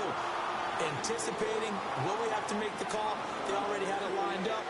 Never even got to it. Elliott now to kick this one away. This is taken about 7 yards deep. And no run back here. This will be a touchback, and it comes out to the 25-yard line.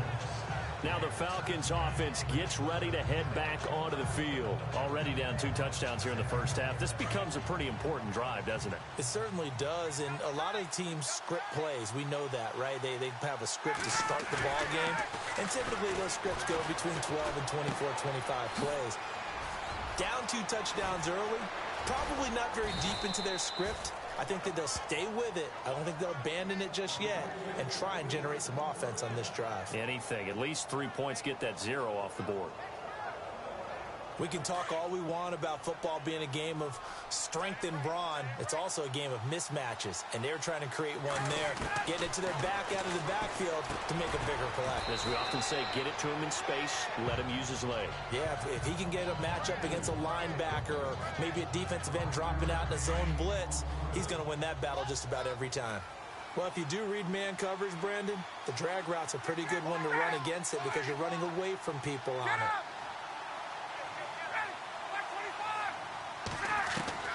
On 2nd down, here's Ryan. And finding the tight end, Hooper. And he's brought down. A Falcon 1st down. Ryan to his young tight end, Hooper. Many different ways to create space, but on that play, he did it with that big, wide body of his. Didn't get a whole lot of yardage on the play, but it did what it was supposed to. Pick up a 1st down.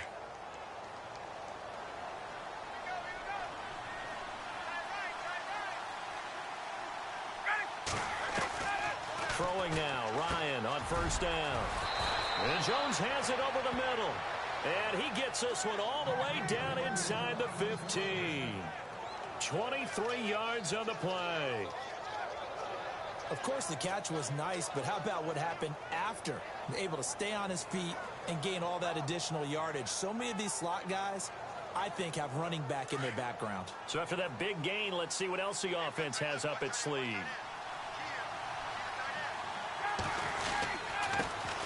They'll run for the first time with Devontae Freeman.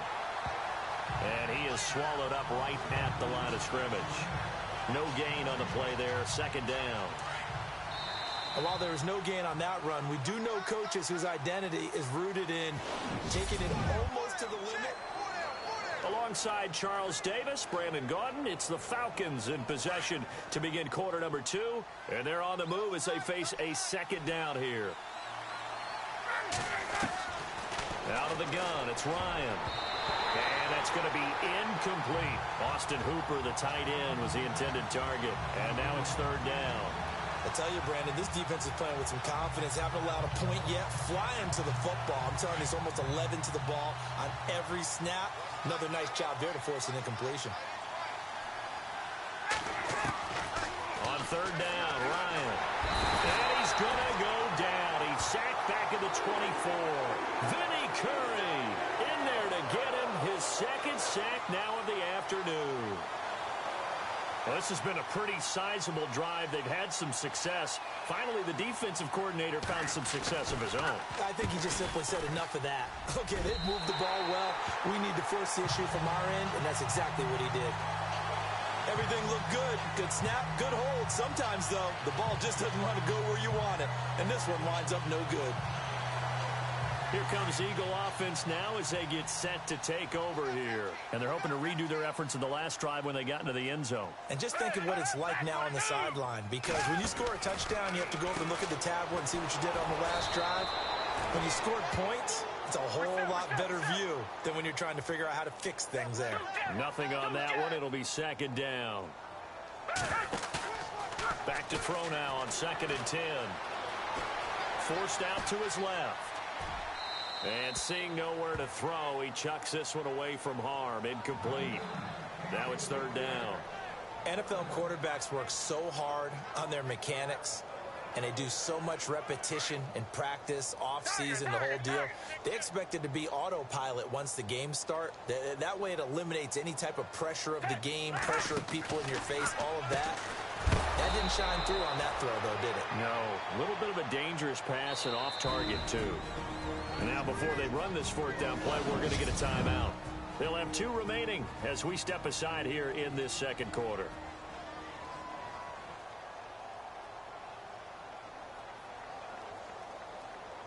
The offense staying out there. They look prepared to go here on 4th and 10. They're indeed going for it as they look to throw. And this is going to be incomplete. A surprise.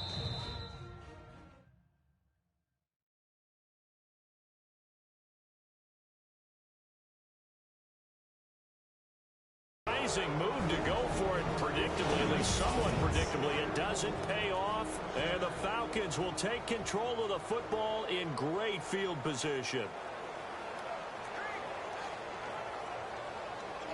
Really nice starting field position here for the offensive unit.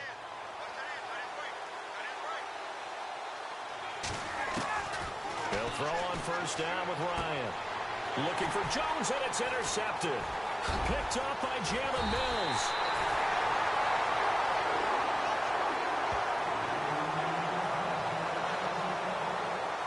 You don't see this often. A quarterback of his caliber, 2 first-half interceptions. It's absolutely surprising because it happens so rarely. You're searching for what reason, what's going on out there. It's not just maybe the defense is playing well.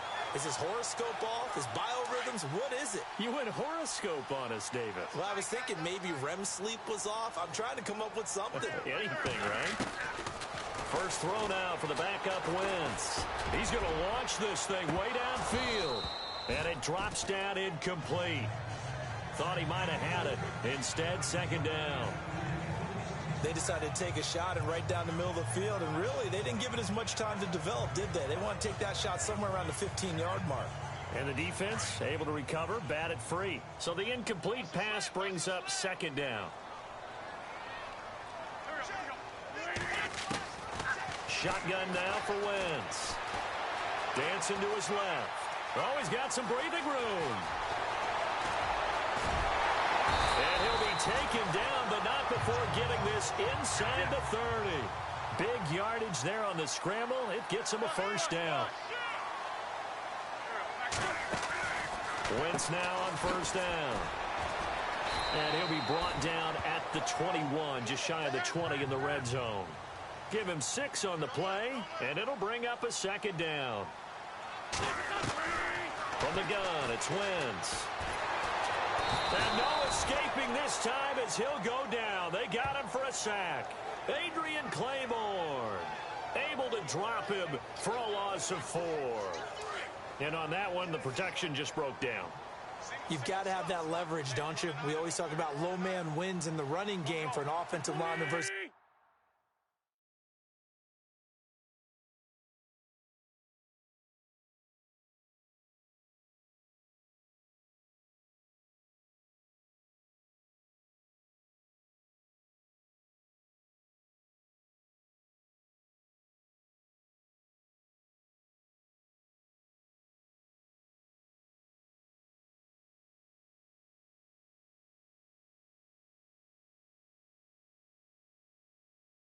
defensive lineman. It's essentially the same thing in pass protection. Get lower than that defensive lineman so that you can keep your balance and keep him away. Under pressure again, and down he goes again. Adrian Claiborne in there to drop him 2 plays in a row, and it'll be 4th down. Great job defensively. I think he was trying to go through his progressions, find someone to get rid of the football. Before he knew it, he was on his back. So that just brings us right back to what you said in the beginning. A great job defensively. Nowhere to go with the football. That led to the sack. He's going to rifle one deep left side. And it's incomplete. They cannot convert, and they turn it over. The Eagles unable to convert there on 4th. And the Falcons defense stands tall. They'll get the football back. So a tough pill to swallow there. A would-be touchdown pass in and out of his hands on 4th. Sometimes it just comes down to execution, doesn't it? Because we're always questioning, should they go for it, should they not? Is it the right play call, is it not? In this situation, everything was right except for the finish. You have to catch the ball and convert. But not to get too overcritical there because he knows what he's doing, but his shoulders looked a little off kilter there when he threw that. I don't think you're being overly critical there. You're just analyzing it, and if he gets those shoulders right, that pass will go from incomplete to complete. Sanu with a grab over the middle, and he's able to take this one up to the 35-yard line. 6 yards is the pickup, and that'll lead to a 3rd down.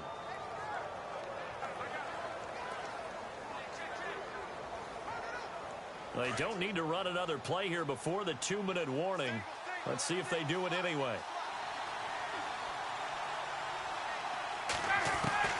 From the gun on 3rd down, Ryan. And yes, he found Toilolo. And he's going to have a 1st down as he's brought down at the 44-yard line.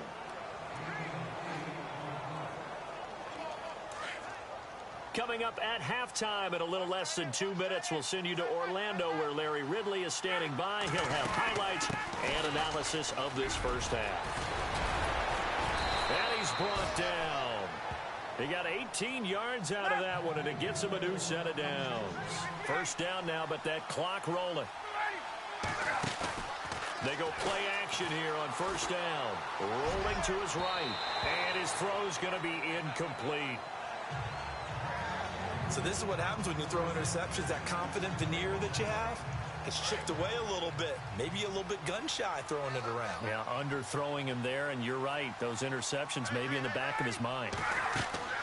2nd and 10 now. Ryan. They'll set up the screen for Freeman.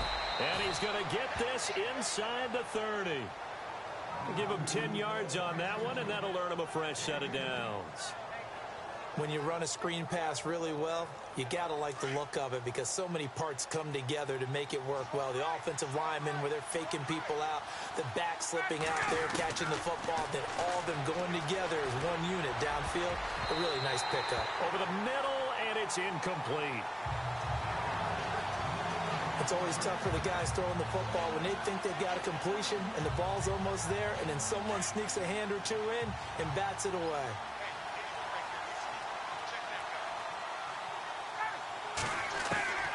Second and 10. It's Ryan again. Caught by Sanu. And inside the 20 before he's brought down.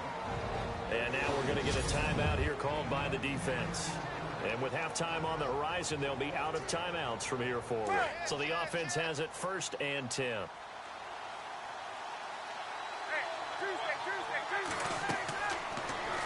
zone now. Here's Ryan on first down. Now they go screen. It's complete. And he is into the end zone for a Falcon touchdown. Devontae Freeman, an 18-yard touchdown grab. And the Falcons have cut it to within a score.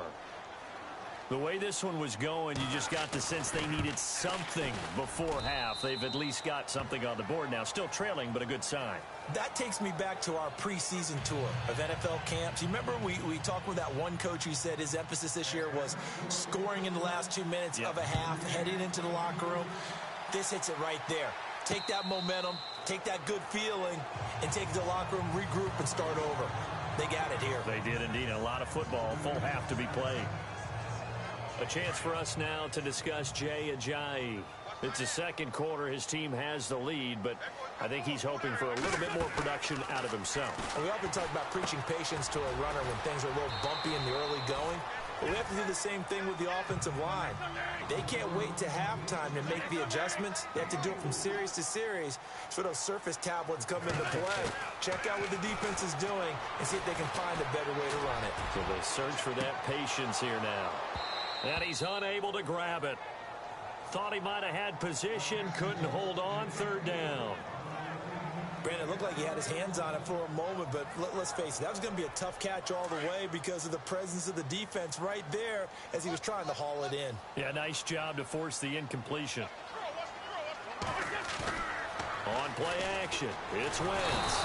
And the Falcons get there. The Falcons get the sack. Down he goes.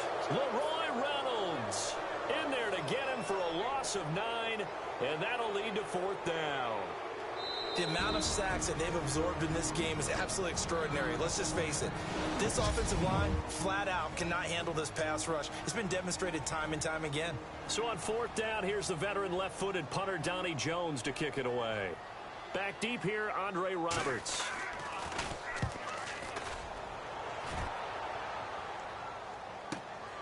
It's taken to the 26. So possession goes over here on the punt. And control of the football switching hands with very little time remaining until the half.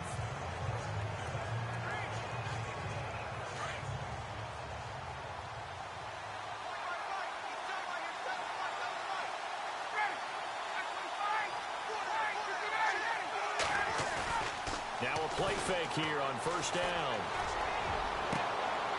And for the third time here in this half, it's intercepted. Rasul Douglas picks it. And he takes this one back into the end zone. And the Eagles defense gets a pick-6 TD.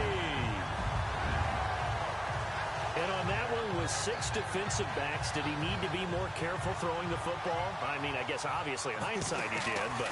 Yeah, hindsight, but even in foresight, when you got 6 defensive backs on the field, you just know you're going to get multiple coverages.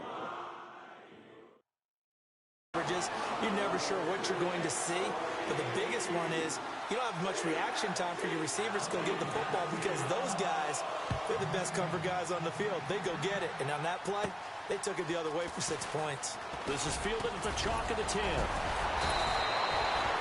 So we have come to halftime, and what's up? Sorry, Larry, your hard work appreciated by so many men and women, but not today as we get back to the action in the second half.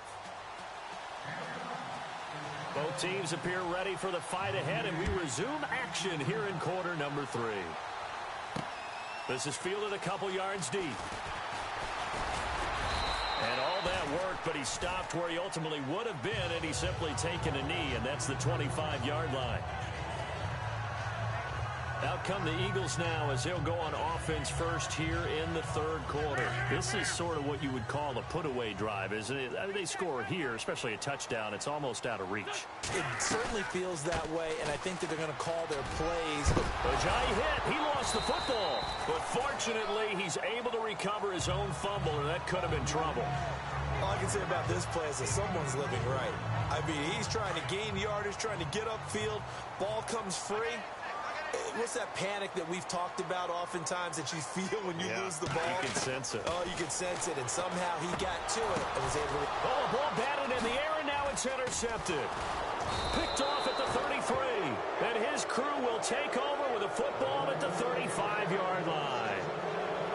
first possession of the third quarter, an interception, so maybe a second-half tone setter. Indeed, and not the tone they wanted to set. That's the equivalent of running out the wrong door.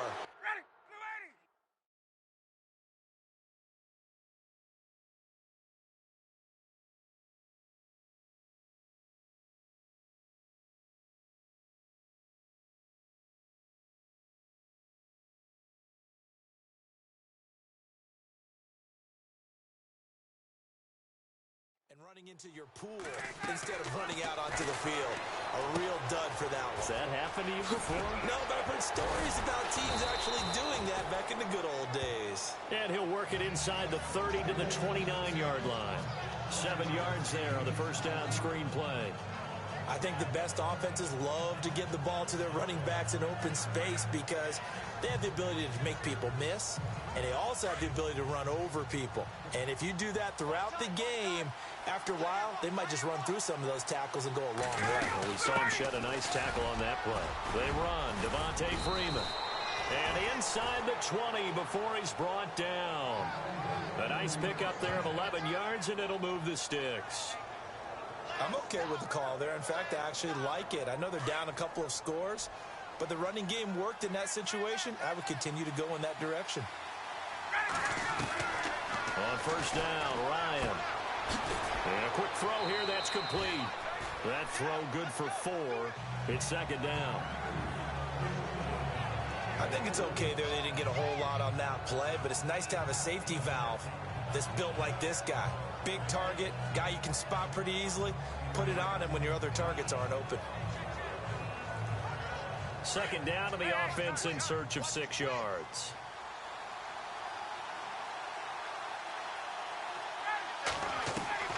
Off the play fake to Freeman. It's Ryan. And he returns it here to his own 18-yard line. And Brandon, this is a real nice job defensively of getting inside a quarterback's head and figuring out, okay, where's he going with the football? Because you can make an educated guess defensively, not all the time, but sometimes. And when you're right, you've got a decent chance of coming away with the football. And running room scarce here. He's going to be stopped in his tracks at the line of scrimmage. Call it no gain on the play, and it'll be second down. Now a play fake. Wentz. And this one's incomplete. Torrey Smith, the intended receiver, and it's third down. The effort's always going to be there. Everyone's always going to try and make a catch, but underthrown balls, I think, are the toughest ones to come back and get because usually your momentum's going in the opposite direction when you're trying to stop, break, and come back and get it. Now Wentz on third down. Pressure brought in, and the Falcons get there for the sack. The amount of sacks that they've absorbed in this game is absolutely extraordinary. Let's just face it. This offensive line, flat out, cannot handle this pass rush. It's been demonstrated time and time again.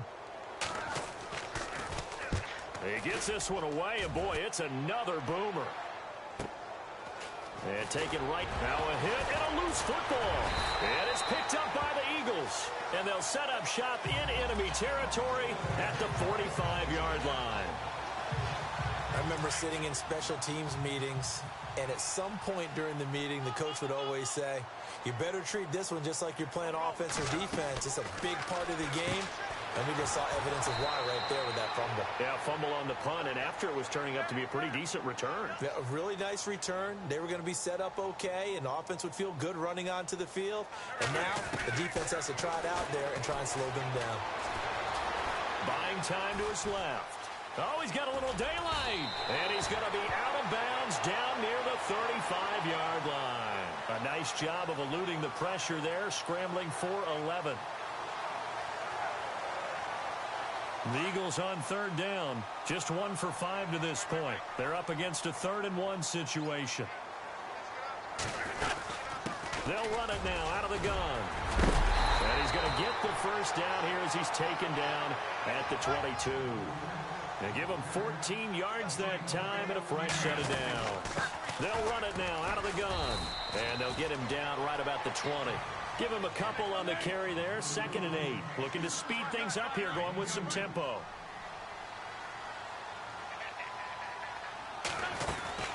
They'll run it now out of the gun. And all the way down inside the 5 to the 4. That one goes for 16 yards. It sets him up 1st and goal.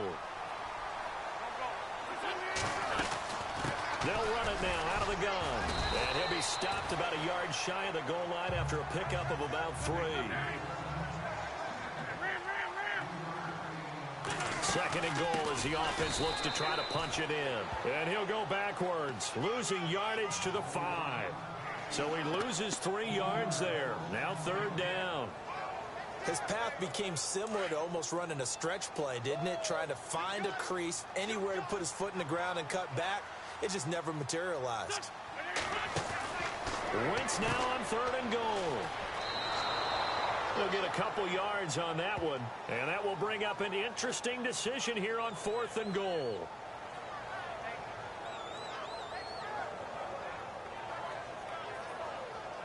Can this defense hold them out?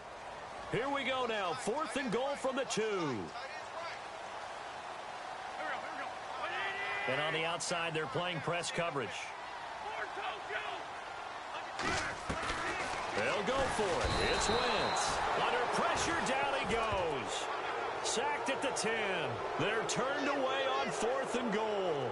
And the Falcons able to muster together a goal line stand.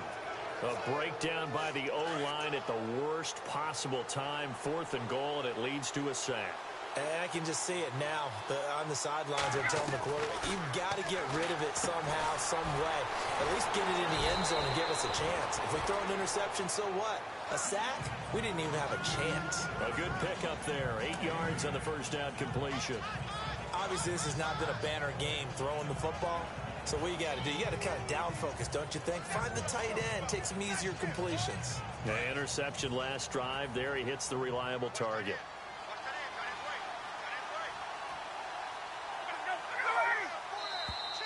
And now whistles and a flag, and I think we got to jump here.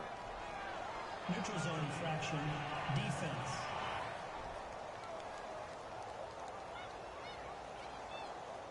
Jumpy on the right side of the line. Sometimes when you're on the end, a little bit farther away from the ball, any type of movement will get you to jump, and that's exactly what happened there. Fresh set of downs here.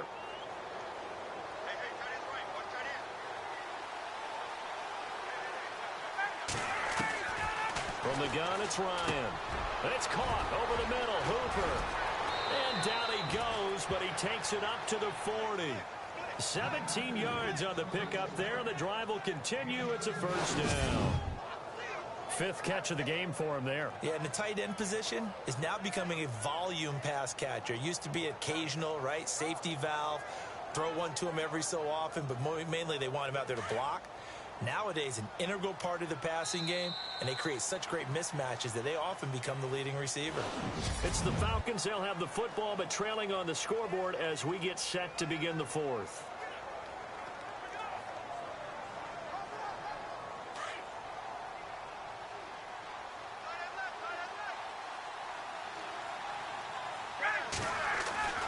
Now Ryan on 1st down. And his throw's going to be incomplete. And we just saw another example. These cornerbacks have played tight coverage all game long. Might start wanting to think about a few double, triple move routes to try and shake their guys free. You're right, they have had no room to breathe. Again on 2nd and 10, it's Ryan. And my goodness, another interception. Picked up by Jalen Mills. And now off to the races down the right side. And he takes this one back into the end zone. And the Eagles defense gets a pick-6 TD. Oh, this is becoming tough to watch. I don't know that I've seen 3 pick-6s from the same quarterback in the same game. And I know that many are going to scream at the coach about why did you let him stay out there to throw those. But truthfully, what are the odds that you're going to throw 3 pick-6s in a game? You want to leave them out there so they can work through some of the rough stuff. So they'll get another shot on offense following that pick-6. And now the kick is away. This is taken about 7 yards deep. And he'll take it back to about the 19-yard line.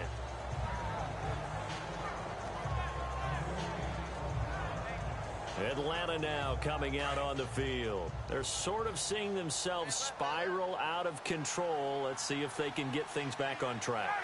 And this is where the coach is walking that line of... And he's taken down. Back at his own 7. Timmy Jernigan continuing to fight downfield. The big tackle gets him for a loss of 11. A fake to Freeman. Now it's Ryan. The left side completion to Jones. And he's brought down after a good gain. A very solid gain of 27.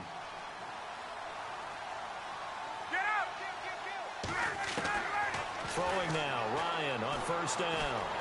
And no escaping this time as he'll go down. They got him for a sack. Brandon Graham in there to get him for what will be a loss of 13 yards.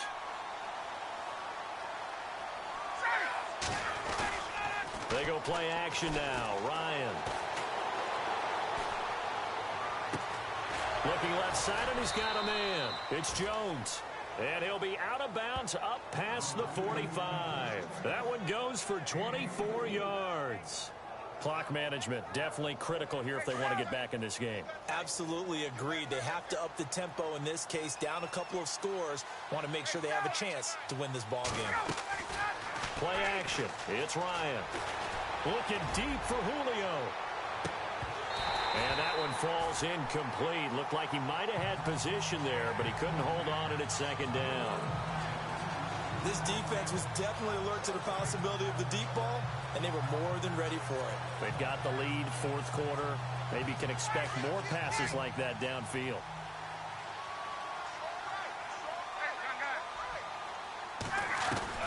To throw again. Ryan steps away to his left. Now he's going to let it go deep left. And this is taken in at the 5. A big play there. Ryan to Jones. 48 yards. Defending a deep route, even when it's thrown on time, is very difficult.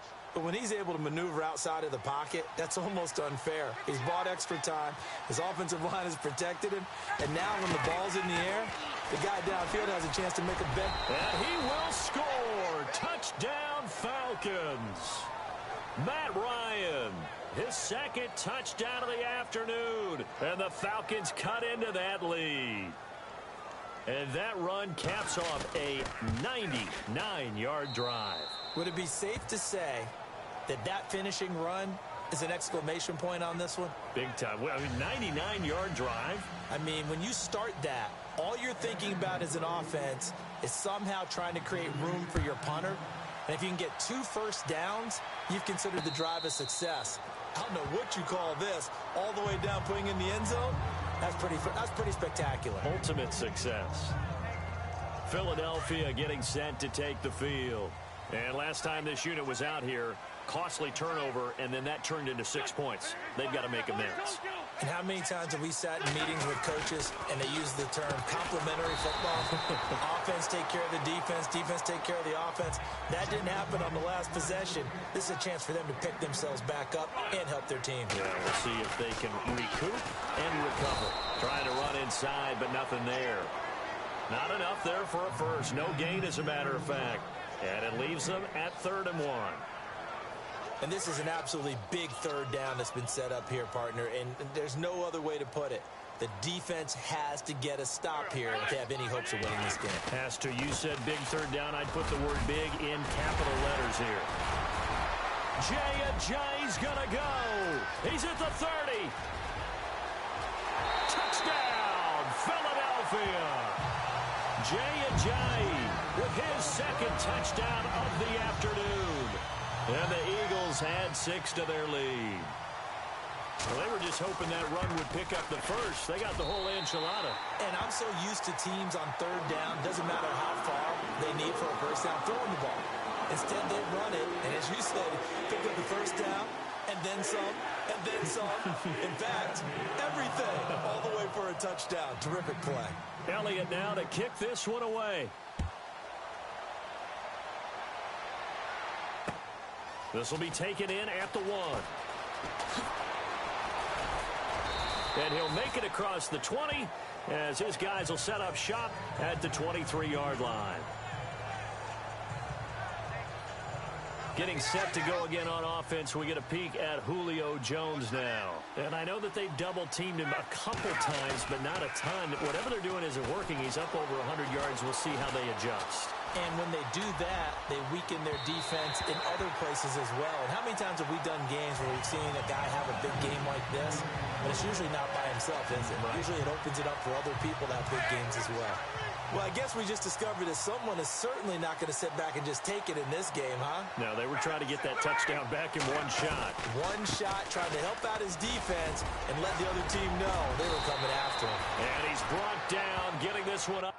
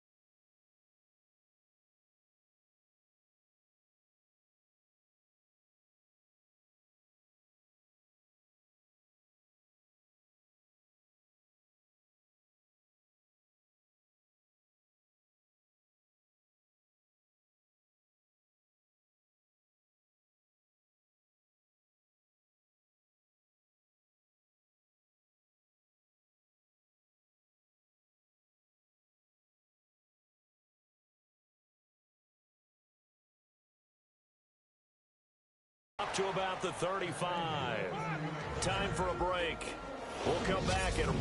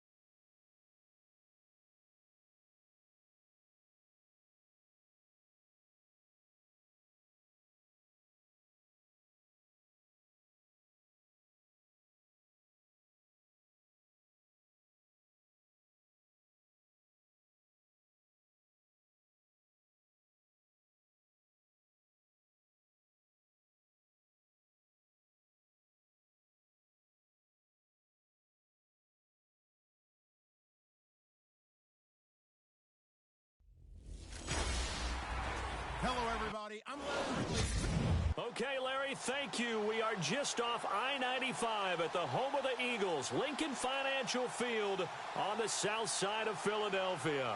Coming up, we've got a good matchup on tap between the Kansas City Chiefs and the Philadelphia Eagles.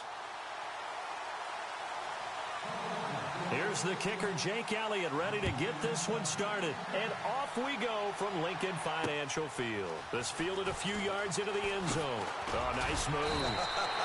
And the decision to bring it out is going to cost him about 7 yards all told as he's taken down back shy of the 20.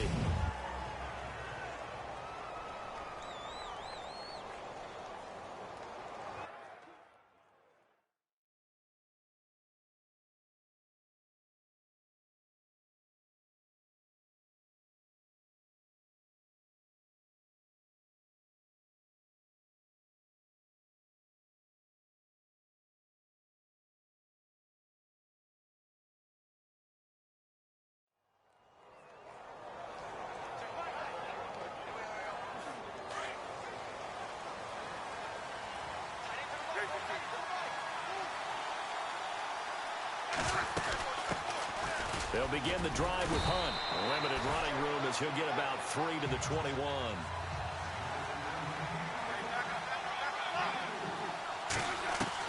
To throw on second down is Smith. And incomplete there. A nice hit. Jars the ball free and brings up third down.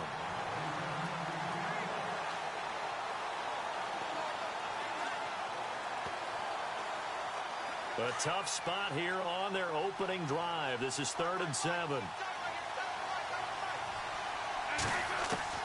Throwing on third down, Smith. Is this intercepted? It is. It's intercepted.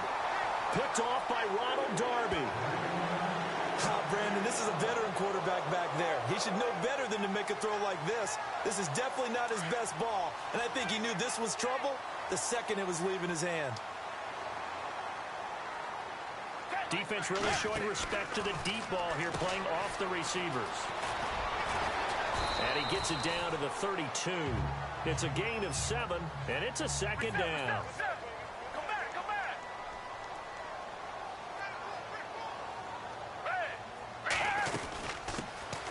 They'll run it now out of the gun, and he'll be brought down at the 27-yard line. 5 yards is the pickup there as that extends this drive. So under the category of, while it can't be us because we're not that good, but could you imagine if this was you? LeGarrette Blount, his first 1,000-yard season since what, 2010, his rookie year, and 18 touchdowns in the regular season, and no longer with New England. He is over 30 now. He turned 30 in December. I don't know if that played a factor, but yeah, such a productive year, and then he's gone. Well, that just tells you this. Now he's going to be playing with a chip on his shoulder trying to prove something.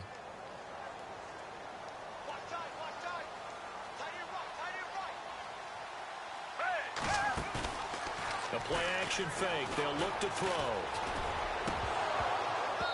It's incomplete. Took a shot, couldn't connect. Nelson Aguilar, the intended receiver, and it's third down. What I loved about meeting with these coaches before the game is we didn't even have to ask any questions. They told us that they were going to be aggressive and push the ball downfield. They weren't successful on that play, but look for them to try it again later. He's going to flip one out here to his running back. And he'll go down here right around the 23-yard line. 5 yards on the pickup, and that'll bring up fourth down. So much about this game is just understanding situations and then having to execute, isn't it? Guard the first down sticks. Don't let them get there. And they rallied and made the tackle. And Elliott puts this one through. And the Eagles, they take a 3-0 lead. So the folks here in the stands this afternoon, they're happy about that one. Their guys get the early advantage after the opening drive field goal. And they should be happy. Their guys look good getting down the field, and that's got to give them hope that good things are in store here today. This fielded a few yards into the end zone. And the decision to bring it out, a good one, as he's up a yard or two shy of the 30. Here comes the field general leading his offense back out there for the next possession. And he comes out on the heels of an interception he threw last time they had the ball. Yeah, and you know, the quarterbacks that I know that are the best ones, the ones that really know how to lead their team, they tell them, that's on me. That's my bad. But let's go back out there and move ahead again, guys. We can get this done. One good thing for him, it did only lead to 3 points and not a touchdown after that turnover. Big thanks to the defense. A very solid gain of 27. Now a first down throw. It's Smith being chased out left. Caught. Kelsey, left side. And they're able to get this one down to the 25. A good pickup there of 20 yards. Smith on first down. Forced out to his left. And he'll be a couple yards shy of the red zone here at the 22-yard line. He'll wind up getting right about 4 there on the scramble, and it's second down. Yeah, he only gets a few yards on 1st and 10, but he's better off doing that than throwing an incompletion or even worse, an interception.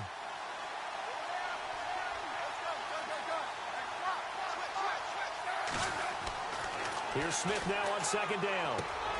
Throw left side complete. That's Harris. It goes as a gain of 8, and it moves the chains. When you execute a drag or a crossing route really well and give them a chance to let it develop a little bit, you can gain some significant yardage hitting your tight end on that one. From the red zone now, Smith dancing to his left. He'll get 3 yards on the scramble there. It's second down. Okay, he's not going to get the first down, but this is still a nice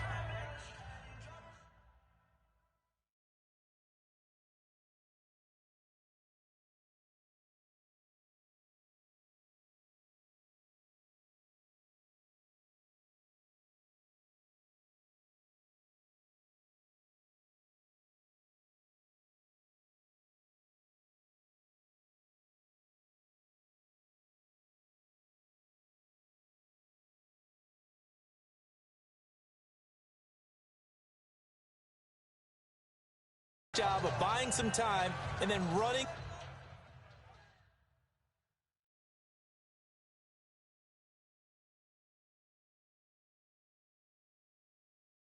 to get to the sideline and get out of bounds and avoid the big hit.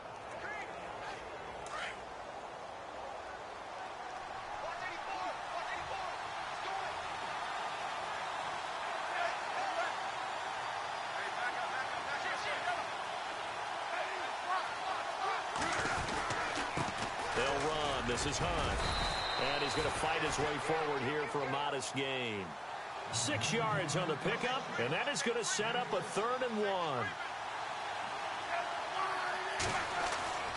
Here's Smith. And that's caught. It's Kelsey. Touchdown, Kansas City. Travis Kelsey, a 5-yard touchdown. And the Chiefs are going to take a first-quarter lead. Bouncing back nicely from that bad opening drive where he threw the interception. Drive number 2 leads him right down the field and into the end zone. So obviously his confidence was never lost, and that's a good thing to see. Great quality to have, and you absolutely must maintain that as a quarterback. But I have to think that they're probably still on the script that they prepared for this game. Just the second drive, they've worked on these plays all week in practice. Put them to good use on that one. Protection was great. He had time to set up a campsite. But in the secondary, though, they were ready. And I think that in most places on the field, if you have that much time to throw the ball, someone's going to shake free and you'll find an open receiver. But condensed near the goal line on a 2-point conversion, all that extra, there's not any extra field. So it kind of closes in on them, and that allows you to cover a little bit better.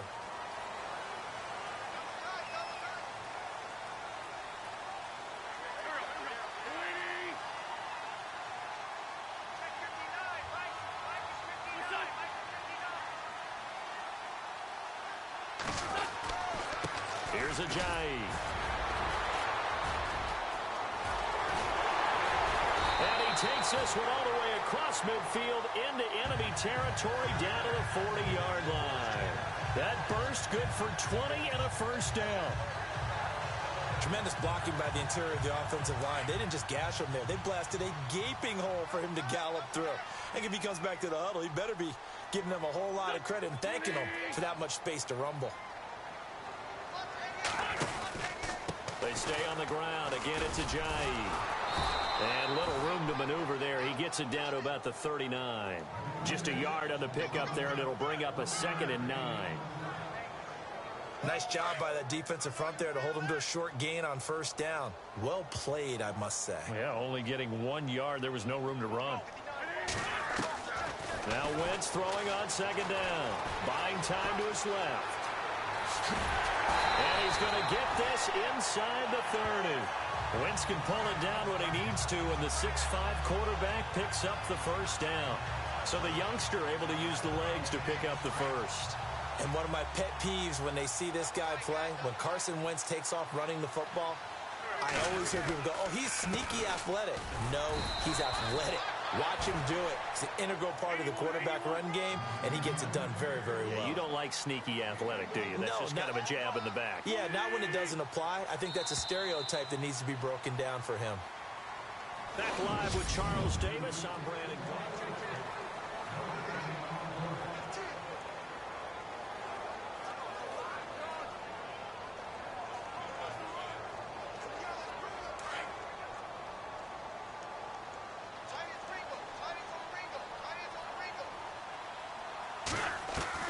First throw now for the backup Wentz. Eluding the pressure right. And he's got room. And he'll go out of bounds in the red zone just inside the 20. He turned that into a nice gain. Gets him 8 yards closer for 3rd down. Well, he did a nice job keeping his eyes downfield, waiting for someone to get open. But once the pressure forced his eyes down to see the rush, it was time to make a break for it.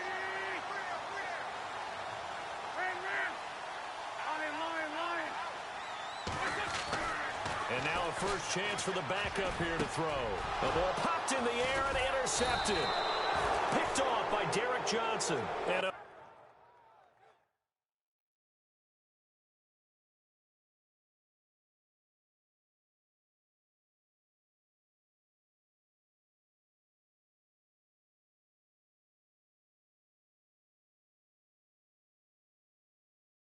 turnover there as his guys will get the football back. This interception will go on the record of the quarterback, but as a receiver, you've got to understand where you are in the field. Middle portion, you know it's going to come in hot. Square your body to the quarterback and be ready to make the catch. After the interception, here's Smith. To the right side, it's Kelsey. And he'll get this up to the 34-yard line. Nice play for Kansas City, picking up the first 18 yards that time. Right after the turnover, they come out throwing. And that means it's a sudden change situation. We used to practice it on defense. Sudden change, get out there, stop the offense. But you typically run out there a little bit unsettled. I think that's why he came right out throwing the football, hoping to catch him off balance. And he did. And nearly picked off. Surprising to see a defender of his caliber let it get away. But it does get away and it's second down. A pretty rocky start in this game for the guy throwing the ball. Already has thrown one interception. Almost threw a second one right there. All he's doing right now is giving the defense a whole lot of confidence. Back to the air. Smith on second down. Steps away to his left. And he goes out right around the 39. He'll end up getting 5 out of that, but now they're looking at third down.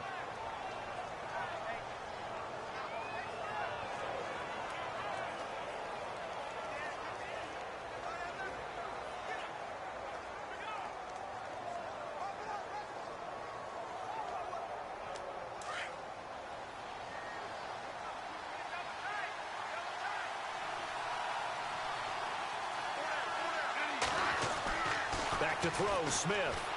Being chased out left. And some room to work. And he is out of bounds on the other side of midfield. That one good for 12 yards into Kansas City first. Now that's a quarterback who's in charge out there right now. Wants to throw the ball on third down. Doesn't find anyone open. Tucks it away. Takes off and picks up the first down. Not by a little, but by plenty. On the run, this is Hunt. And he's going to be stopped up at about the 47-yard line. 2 yards on the pickup there. It'll be second and 8.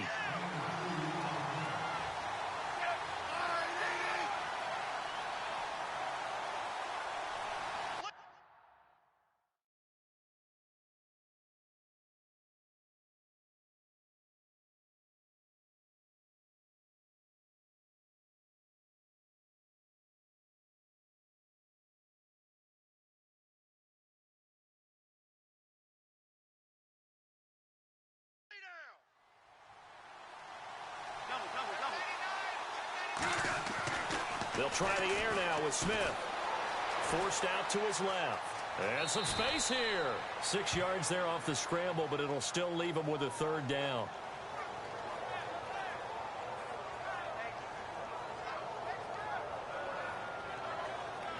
The Chiefs on third down. They've been okay, 2 for 3 thus far. This time they face a 3rd and 2. To throw is Smith. Flushed out right. He may try and run for this. And he'll go out of bounds after taking it a little further down inside the 40. 5 yards on the scramble, and that's enough to pick up the first. Well, that's a nice job right there. He's looking downfield, but with no one open, he takes off and tries to run for it. He gets to the sidelines and gets out of bounds with a first down. On first down, it's Smith. On target over the middle to Hill. And he'll go down at the 28. 7 yards, the pickup on the pitch and catch.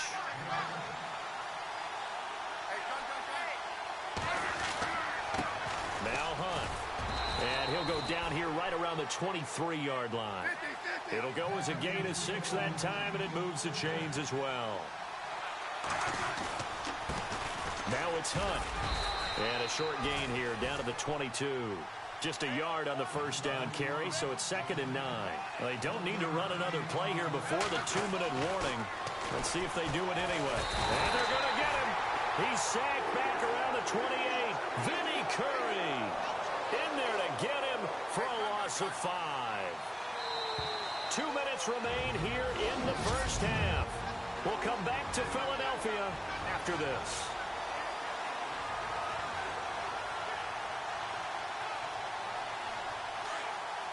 Back now As I search for my cue card here, there we go. Coming up at halftime, Larry Ridley will join us from Orlando. He'll have highlights and analysis from our first half of play.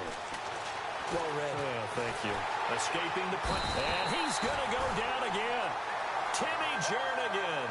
He's the one to get him this time. And back-to-back sacks are going to bring up a fourth down.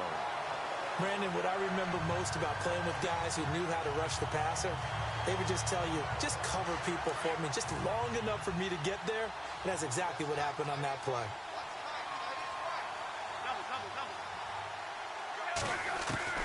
They snap it to Smith. And that is going to be incomplete. Andy Reid went for it, but it won't pan out. And the Eagles defense able to hold. And he'll have a tough time living that one down. It's one thing, Charles, to drop a pass. It's quite another to drop it on fourth down. And so many teams work on that in terms of locking in on those key downs. You know, I've seen, you and I have both been to practices where we've seen, hey, third down situation, big third down alert, lock in here, fourth down play, make sure you focus just a little bit extra. It didn't pay off in that situation.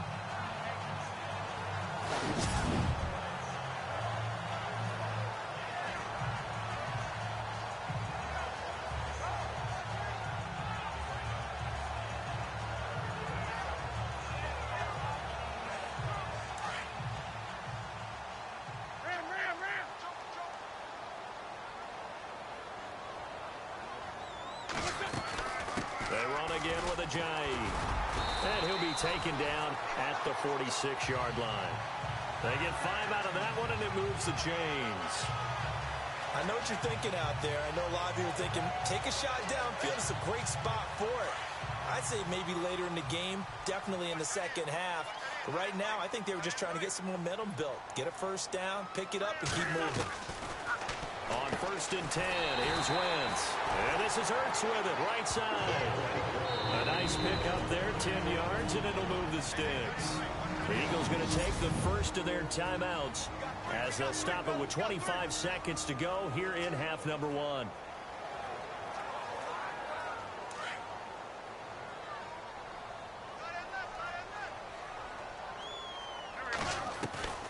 Wentz now on 1st down. Sideline throw, it's complete. And a nice job there of keeping the toes inbounds. A gain of 6 there on 1st. If you're running out route, it's likely you're going to end up near the sideline. And what did we just see there? Toe tap. You got it. The benefits of practice. Toe tapping, foot dragging, picking it up, and making sure it was a catch. Into a double team, and it's intercepted. Picked off by Derek Johnson. 20, 10, and he will bring it back. It's a pick 6 and a KC touchdown. Short throw, pick 6 right there. Those linebackers, they love when those short throws come and those eyes get real wide, don't they? How about the anticipation on the play? Reading, reacting, and then the ability to catch the football and take it in the opposite direction.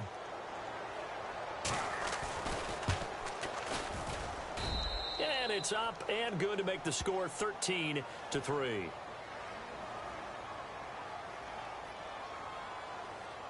Personal foul. Roughing the kicker. Defense. So that one will be accepted.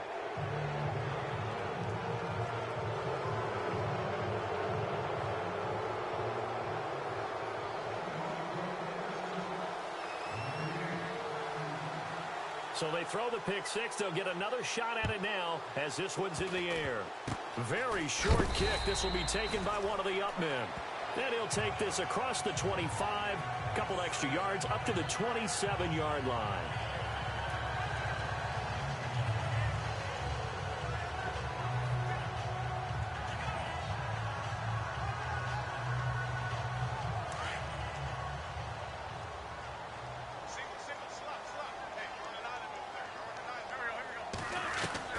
So after the INT, here's Wentz. Jeffrey with a catch left side. And with just 4 seconds left in this first half, a timeout call.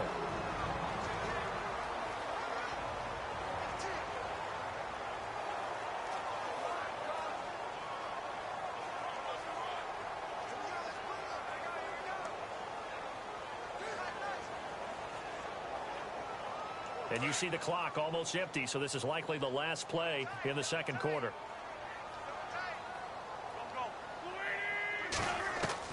A final shot before half for Wentz.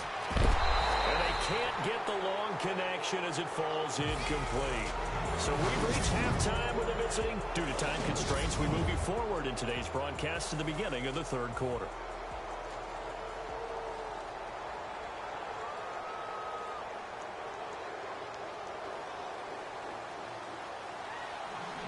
So both teams have their marching orders, and we'll get going again here in quarter number 3. This will be taken in at the 1. Solid return, pretty good field position. They'll start at the 32-yard line. Out come the Eagles now as they'll go on offense first here in the third quarter. They have the ball here for the inaugural drive of the second half. Pretty big deficit, though. We'll see what adjustments were made in that locker room. And I never want to make something more important than it actually is, right? I don't want to create more hype than what is there. But this is I'm doing it, though. This is a really important drive, and we often talk about teams scripting plays to start a game. A lot of them script to start the second half, too. And they're scripting something that they expect to get them into the end zone and back into this game. We'll see if that script is a good one for them. It's a 10-yard pickup, and it moves the chains. Wentz now on first down. And his throw is incomplete. He was trying to get it to Zach Ertz that time. And it's second down. Partner, was that Justin Houston breaking up a pass on his own drop there? It was indeed the former Georgia Bulldog. Yeah, normally what we talk about with him, rushing the passer. That's where he's really earned his reputation. But showing here he can be a complete player with that great speed of his. This is Ajayi. Runs through the contact. Give him 10 yards on the pickup, and they'll be faced with a 3rd and inches. Look, the first down marker is out there, but sometimes it's hard to find for an offense when they're in a long yardage situation, which usually means throw the football. In this case, they went against the tendency and ran it, and boy, the reward was there. A big, big pickup, and guess what? It's now 3rd and very short in order to try and pick up a first down. 3 yards there, good enough to keep the drive moving. Well, partner, what do you think? Might have been 4-down territory if they didn't pick it up, but... Yeah, it's a moot point now. I was curious, so if they didn't get it there, would they have gone for it? I guess we'll never know. Yeah, we didn't have to make that call, but I have a feeling both of us would have said, go for it. And they're able to get this one past the 30 down to the 25. That one goes for 13 yards, and it moves the sticks. They run with Ajayi. And not much of a hole there as he gets it down to about the 24-yard line. Credit him with a 1-yard gain there to make it 2nd and 9. On second down, here's Wentz. And the hit jarred it loose. It's incomplete.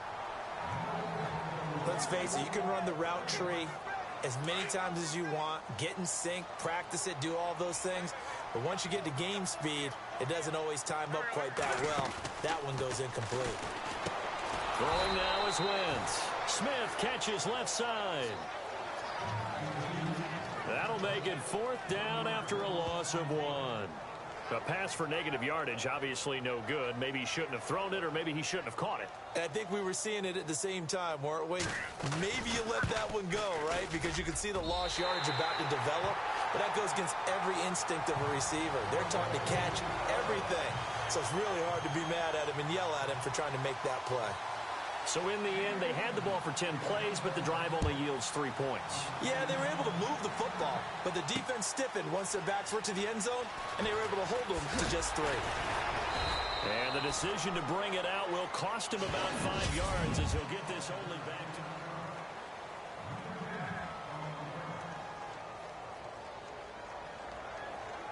Now we take a glance at the offense as they work their way back out for their first possession of the second half. They had a great drive going last time. They were moving the ball, and then all of a sudden it just stalled out. So we'll see what they can do here, Charles. And it's always easy to second guess when you don't get it on a fourth down try. But they had to like the feeling that they had going on offense. They want to continue to see if they can capture that again on this drive and maybe get in the same position. Yeah, and that's, I mean, like I said, they were moving the football. It's not like they went 4 and out, so I don't think it's a deal where the offense doesn't have confidence. No, I agree with you totally on that one. If anything, they may have gained more confidence. Okay, they stopped us once. That's all right. Let's keep moving it. Make them do it again. And the second wave of tacklers is going to get him. As they stop him behind the line. We all have habits. We can be somewhat predictable, and you know me pretty well on second down and short. What I like to say? Play action. Yeah, without a doubt. I thought that was a great spot to call it. Instead, didn't go their way, did it? No, defense sold out for the run. Worked out well. The Chiefs on third down. They've converted 3 out of 5 thus far. This time it's 3rd and 3.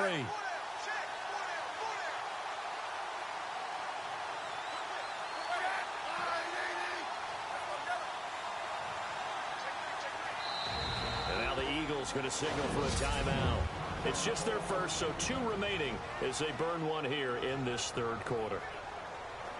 The Chiefs on third down. They've converted 3 out of 5 thus far. Here it's 3rd and 3.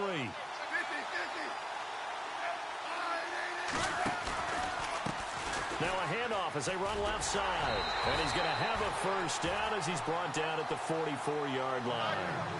Just 4 yards on the pickup, but that's good enough to extend the drive. Going to give this time to the tailback. And he'll get this across midfield to the 48. 8 yards on the pickup, and now they'll have some options on second and short. And now here's a carry heading left. And he'll get this into enemy territory, but not by much as he's down to the 48. Only a yard on the pickup, so from a good situation on 2nd and 2, it's now 3rd and 1. Now a handoff here to his running back. And not going to be able to push this forward. He runs into a wall right at the line of scrimmage. Call it no gain there, and it leads to a 4th down. On 4th down, Smith. He is going to find Hill here. And all the way in for a Kansas City touchdown. Tyreek Hill, 48 yards. And the Chiefs add on to their lead. Always important to get the first score of the second half. Now you start to pull away a little bit and get some breathing room going. And now we find out about the fortitude of the group that's behind, because they were counting on getting into the game a little bit more, right? Maybe they get the first score. That doesn't happen. It looks almost insurmountable, but it's not. Let's see how hard they play the rest of the game. Butker now to kick this one away. This is fielded at the goal line. Then he'll take this across the 25, couple extra yards up to the 27-yard line. Philadelphia getting set to take the field. And tough to win games if you're going field goal, field goal, field goal here. They got field goal last time. Now they'll be looking for a touchdown. They're looking for the big chunk now because, as you noted, the field goal way of doing it makes it that much harder and puts more pressure on every possession for you now. Go ahead and get 6 and feel a lot more comfortable about the position they're in. Bigger chunks. We'll see if they can get the score. And call it a gain of 19, and it moves the chains. Throwing on first is Wentz. The connection here with Nelson Aguilar. A good pickup there. 8 yards on the first down completion.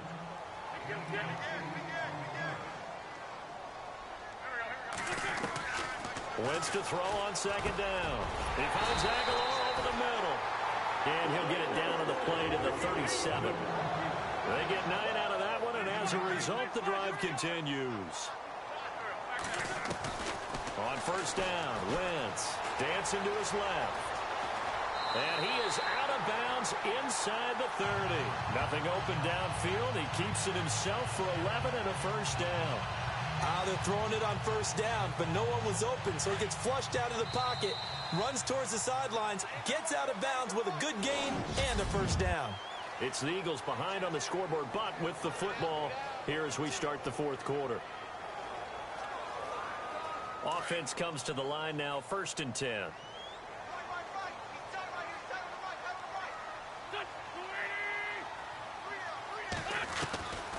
From the gun, it's Wentz. And he's going to be intercepted a 3rd time. Picked off by Derek Johnson. The 4th.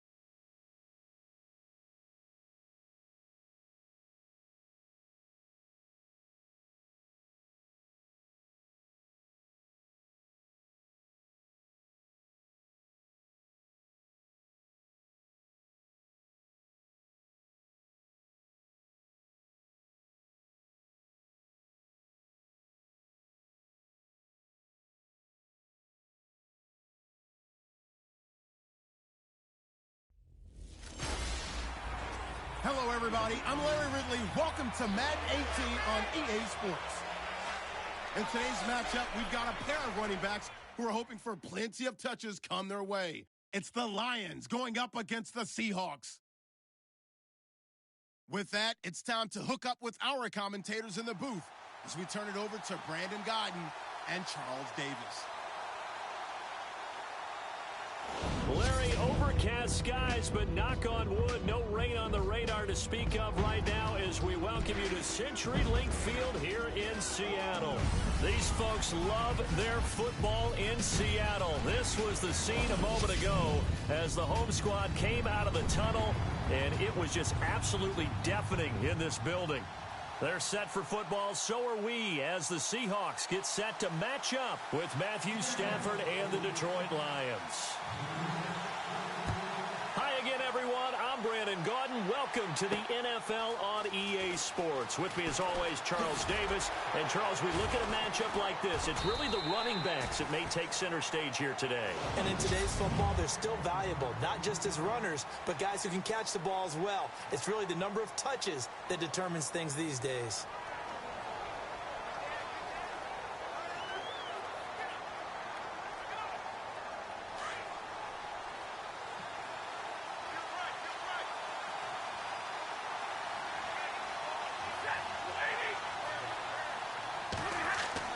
On first down, Stafford here.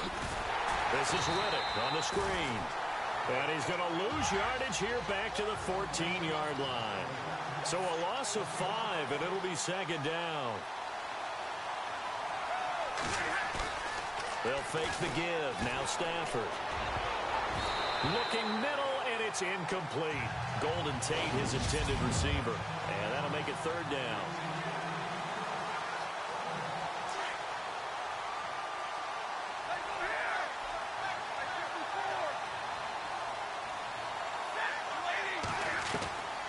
From the gun, here's Stafford. Cliff Averill in there to make the play. It'll be a loss of 14, and it'll bring up a fourth down. Now, this is where field awareness comes into play. He's getting perilously close to his own goal line, and after that... And look here, it's an opening drive fake. Complete to Washington. But he will not make the first down marker. That'll be a turnover on downs. A big play there on the catch and run. Anytime a fake doesn't work, we usually focus our attention on the guys that were unsuccessful. But how about the defensive guys? They have to plan all week. They have to prepare all week. Special teams, they look like they were educated for that one. Educated on their toes and getting a big stop. A loss of a full 3 yards, and now it's second down. Wilson. And Graham's got it over the middle. And he gets it inside the 10 to the 9. 18 yards there, and it'll be a first and goal. I do believe we'll see a little bit more of this as this game progresses, because when you can have that type of a game in the middle of the defense, it hurts them in so many ways, because most teams like to be strong down the middle. And if you can sting them there, that'll open things up for you on the outside as well. That's where he, their big tight end, is so... And a big loss here as he's taken down.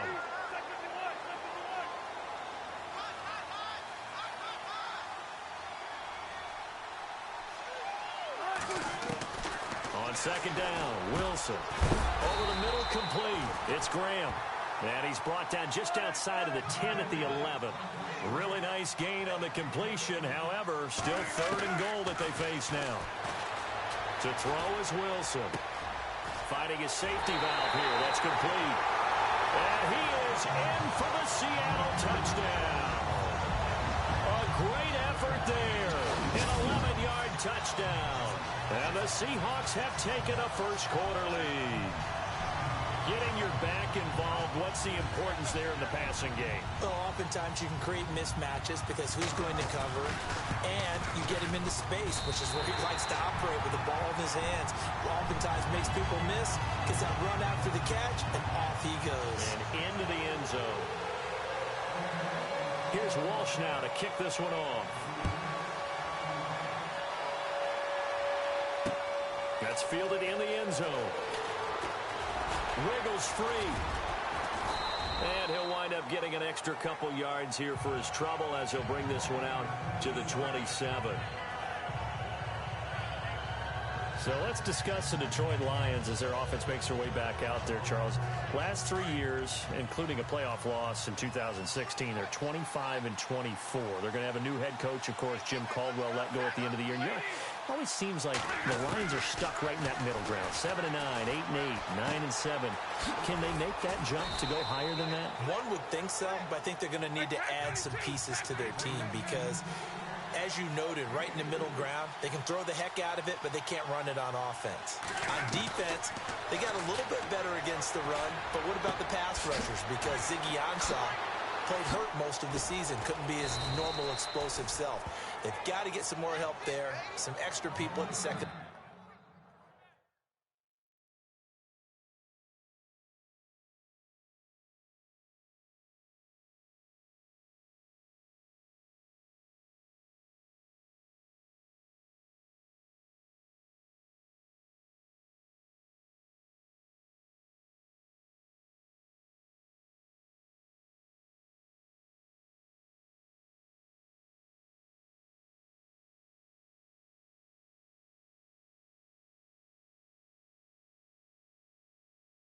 Level at linebacker in order to keep up with the high-powered offenses in the NFC North.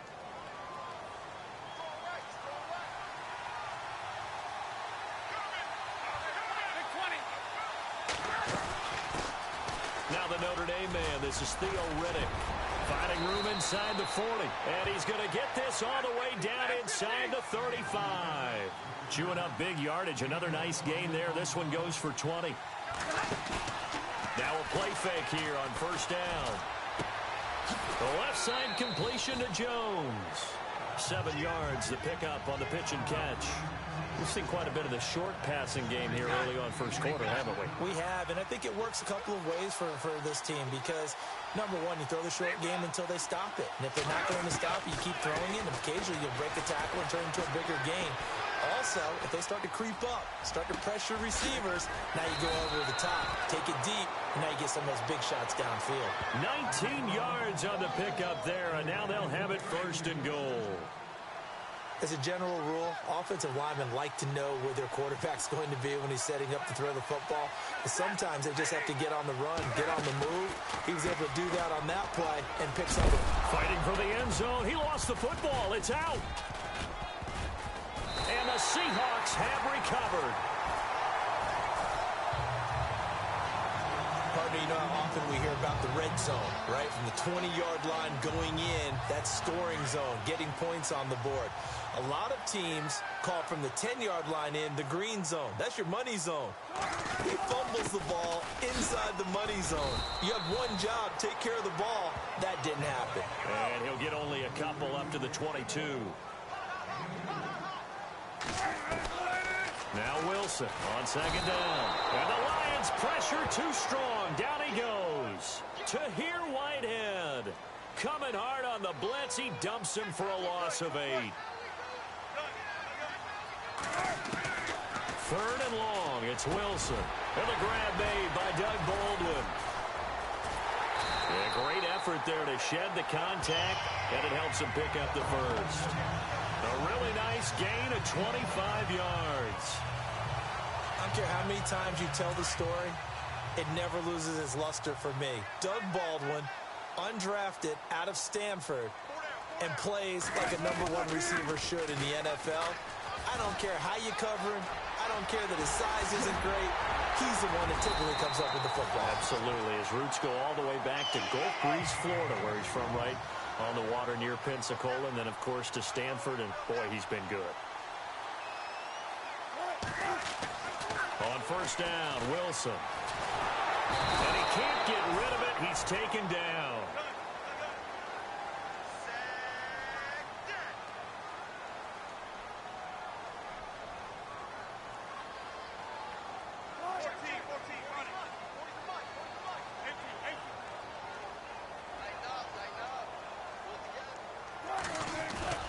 On second down, here's Wilson. Into heavy traffic, and it's intercepted. Picked off by Tahir Whitehead. There he goes, right side. The 20, 10, and he will score.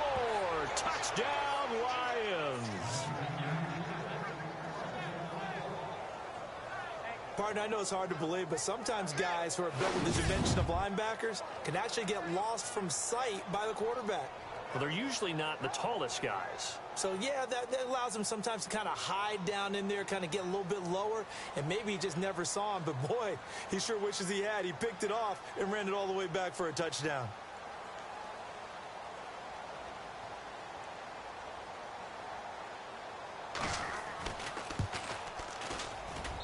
It's good, and we're all tied at 7 apiece.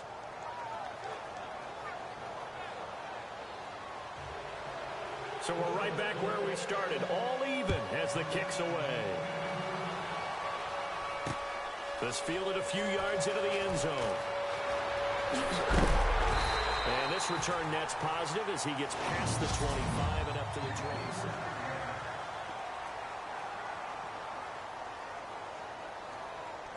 And the Seahawks get ready to trot out on the field. And last time, decent field position through the pick six. Obviously costly. But they can't afford to just bunker in now. All right? Good field position means go ahead and attack on offense. Try and press the advantage a little bit. They just have to be better with the football on this possession. So that didn't bother you too much last time? No, because it's exactly what you're supposed to do. You can't have good field position, not try to take advantage of it. Sometimes the defense makes a good play, too. Here's Carson. 1 yard, the official pickup there, so it's going to set up 3rd and 9.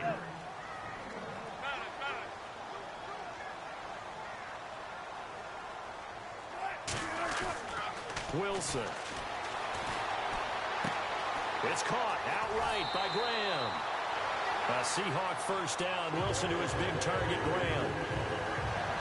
All right, I'm doing my rudimentary math here. That's his 3rd catch here in the first quarter. I don't know if it's just game plan or he's just finding his way open. And maybe a little of both.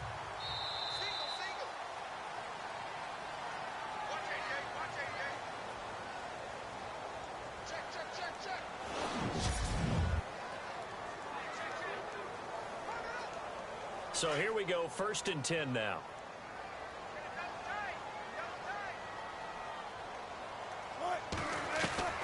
Out of the gun, here's Wilson. Eluding the pressure right. They find some open field here. And he'll go down right around the 47 this time. He'll get 10 there all on his own, but it'll be 2nd down.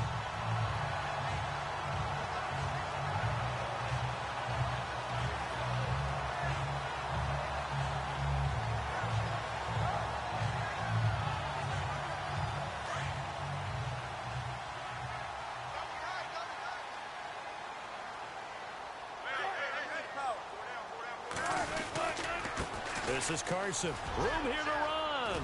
Room to run inside the 40. He's still barreling through. Brushing off defenders. And all the way in. Touchdown, Seattle. A big play there with his 2nd touchdown here in this first half. And the Seahawks have taken the lead.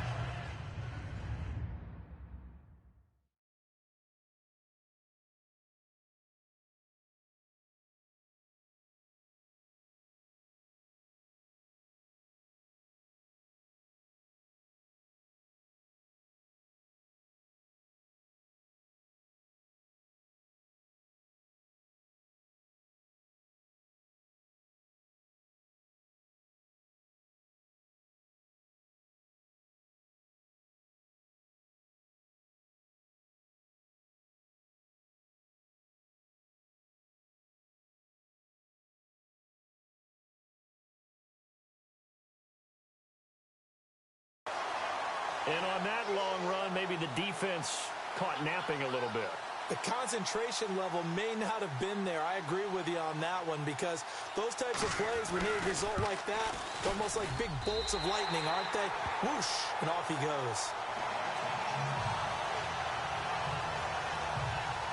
So that drive spanned 5 plays. And a long run there in the end to top it off. Here's Walsh now to kick this one off. This is fielded a couple yards deep. Oh, good move. And it's a pretty good return here as he'll get it up to the 29-yard line. Here's the Detroit offense now as they head back out onto the field. And they'll be looking to atone for last time's mistake of fumbling inside the red zone. Certainly they don't want to do that again. And so much emphasis placed on red zone offense. I mean, you have periods devoted in practice just for that because everyone knows how vital it is to put points on the board when you've entered that part of the field. And to come away with nothing, that's difficult for a team to handle. Yeah, difficult, and now we'll see if they can make it less difficult on themselves on this drive. It's complete to Golden Tate.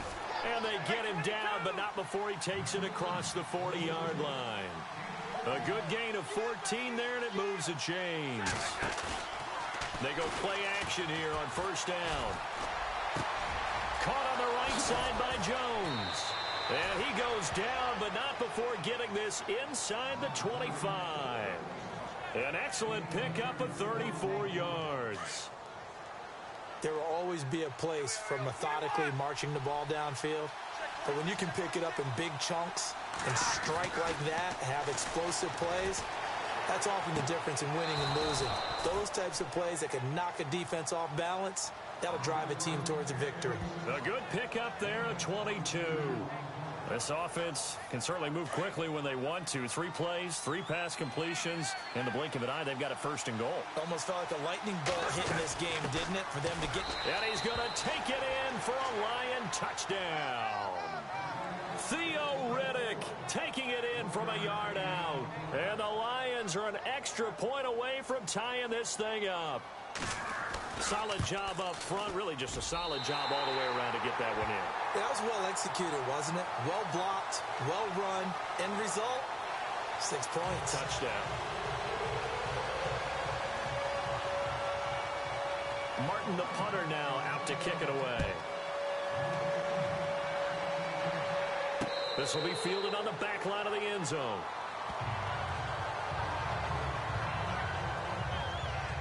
The Seahawks offense now, they get ready to head back onto the field. And it's a unit last drive that did it all on the ground, Charles. And they controlled it from the interior. Big on big, right? Offensive lineman versus defensive lineman. But you know, in order to keep the football... And under the Lions' pressure, he's brought down. Ziggy Ansah in there to bury him for a loss of 11. Wilson to throw on second down. In trouble here, and down he goes. Back at the 8-yard line. Ezekiel Ansah in there to pick up his second sack now of the afternoon. On third down, that's Carson. And he'll get it up here this time to the 21. They get 13, but it's not nearly enough. And it'll be fourth down.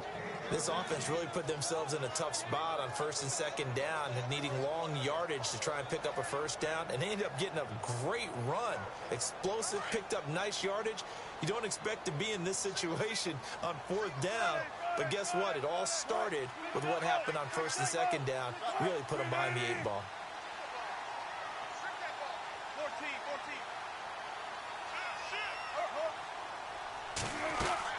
They'll indeed go for it with Wilson. They'll lock it with a grab over the middle. And now this is going to depend on the spot. And they say he's just short. Boy, a real...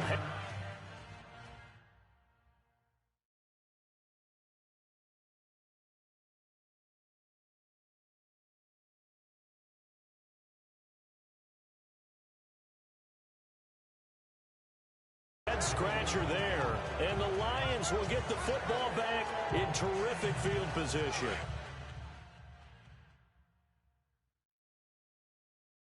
And a great spot to start this drive from here.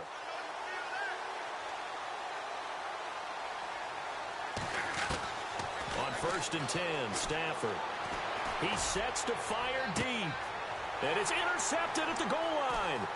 Picked off by the Pro Bowl safety Cam Chancellor. And he is all the way up past the 25. Well, that's a drive killer right there. Not a really confident throw either. This one was kind of up for grabs, and it's going to come down the hands of the wrong team.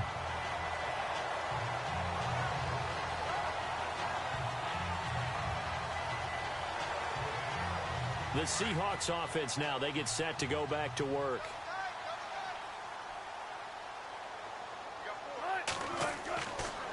first and 10. It's Wilson. Oh, it's a screen pass. That's complete. And he'll wind up losing yardage here back at the 21-yard line. It'll be a loss of 7 on the play, and it'll be a 2nd and long.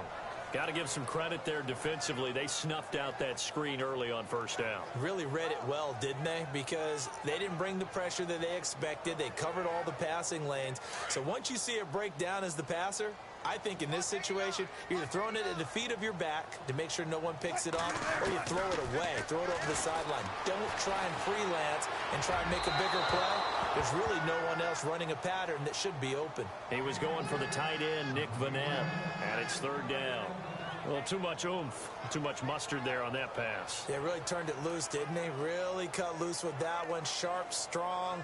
Didn't lead to a completion, though. Made it very difficult. The Seahawks on 3rd down. They've been good, 3 for 4 thus far. This is 3rd and 17. Now Wilson buying time to his left. Open man, it's Vanette.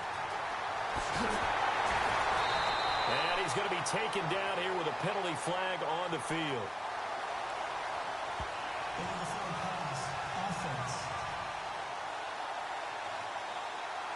So the big play nullified, a legal forward pass. And maybe we know why they were able to get such a good chunk of yardage on that play. That pass was illegal.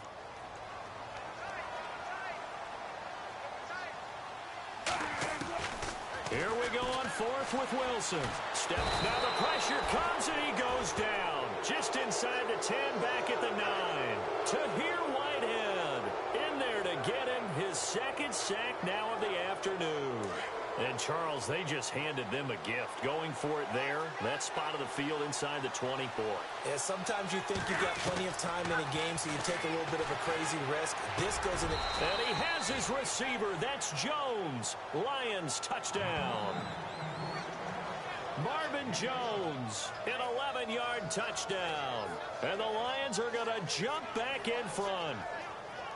Well, the defense did their job, and then, boom, a one-play drive. The offense does their job pretty well, too. Is that called rewarding them and thanking them for what they did? They went right out and put points on the board. Thank you so much for getting us the football. They'll try the draw. And he is into the end zone to bump the lead up 2 more.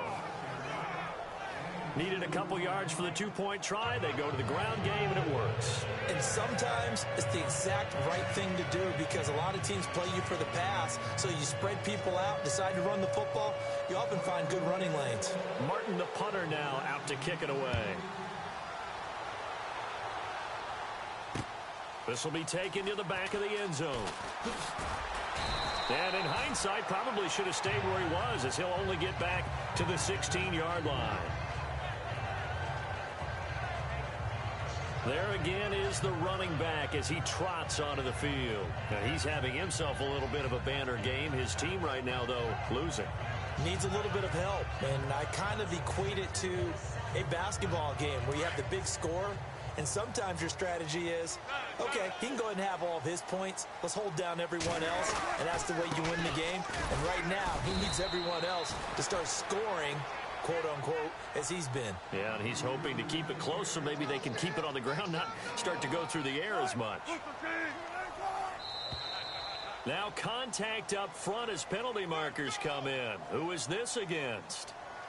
Encroachment, defense. A little antsy on the left side of the line. Yeah, I think they got the guy in the end. I think they got the DN there on that one, and let's face it, he is so amped up. Wanting to get a good get-off on the snap, jump too quickly.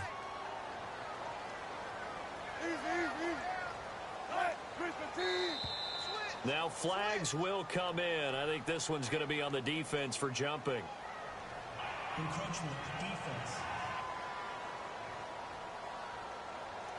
And he got a little aggressive too early.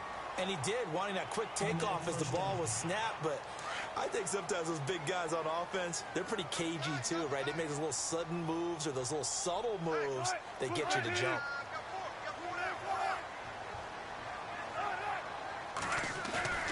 Play action. It's Wilson. And his throw here's incomplete.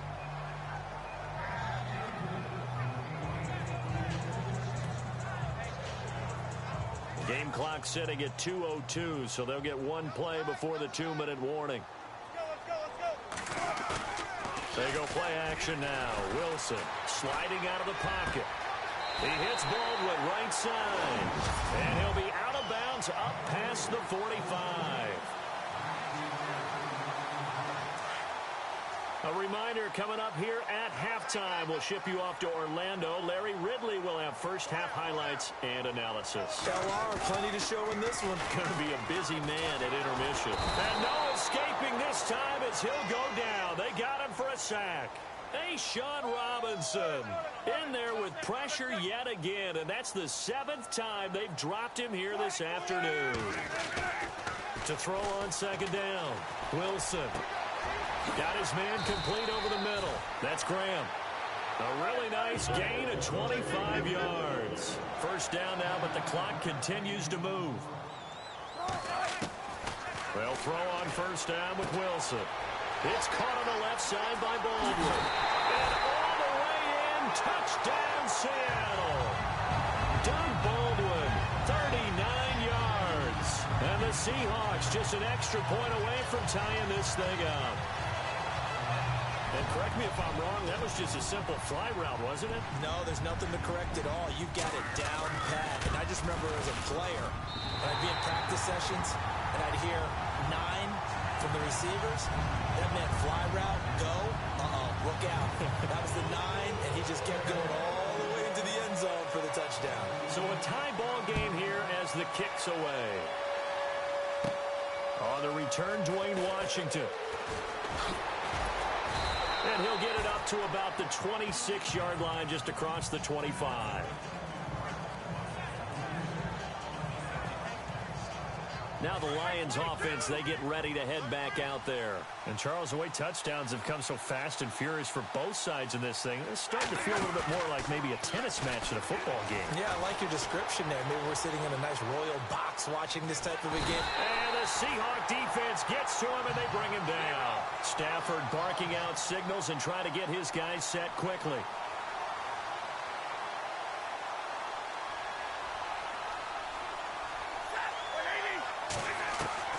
To throw on second down is Stafford. Going for the deep ball. He's got a man complete. A gain of 32 that time. First down now, but the clock continues to move. They'll fake the give. Now Stafford. And Jones has it over the middle. The Lions will use the first of their timeouts as they get it right at the 32nd mark of this first half.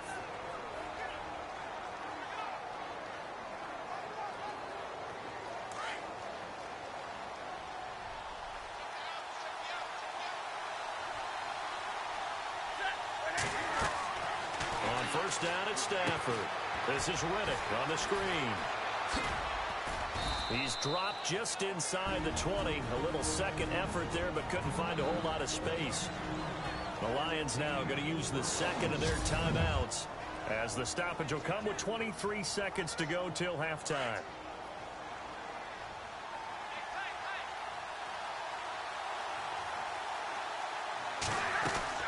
Again, it's Stafford. And they're going to get him. He's sacked back around the 28.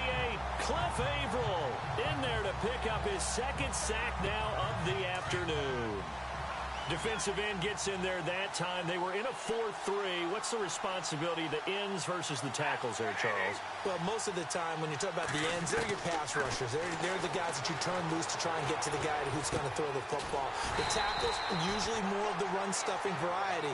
But the way this game is advanced, you want a little bit of everything out of all of your guys. But let's just go ahead and break it down and make it simple. The guy who's the right defensive end versus a right-handed quarterback, that's the blind side. He's going after the quarterback. He's going to put him on the ground. This will be taken short.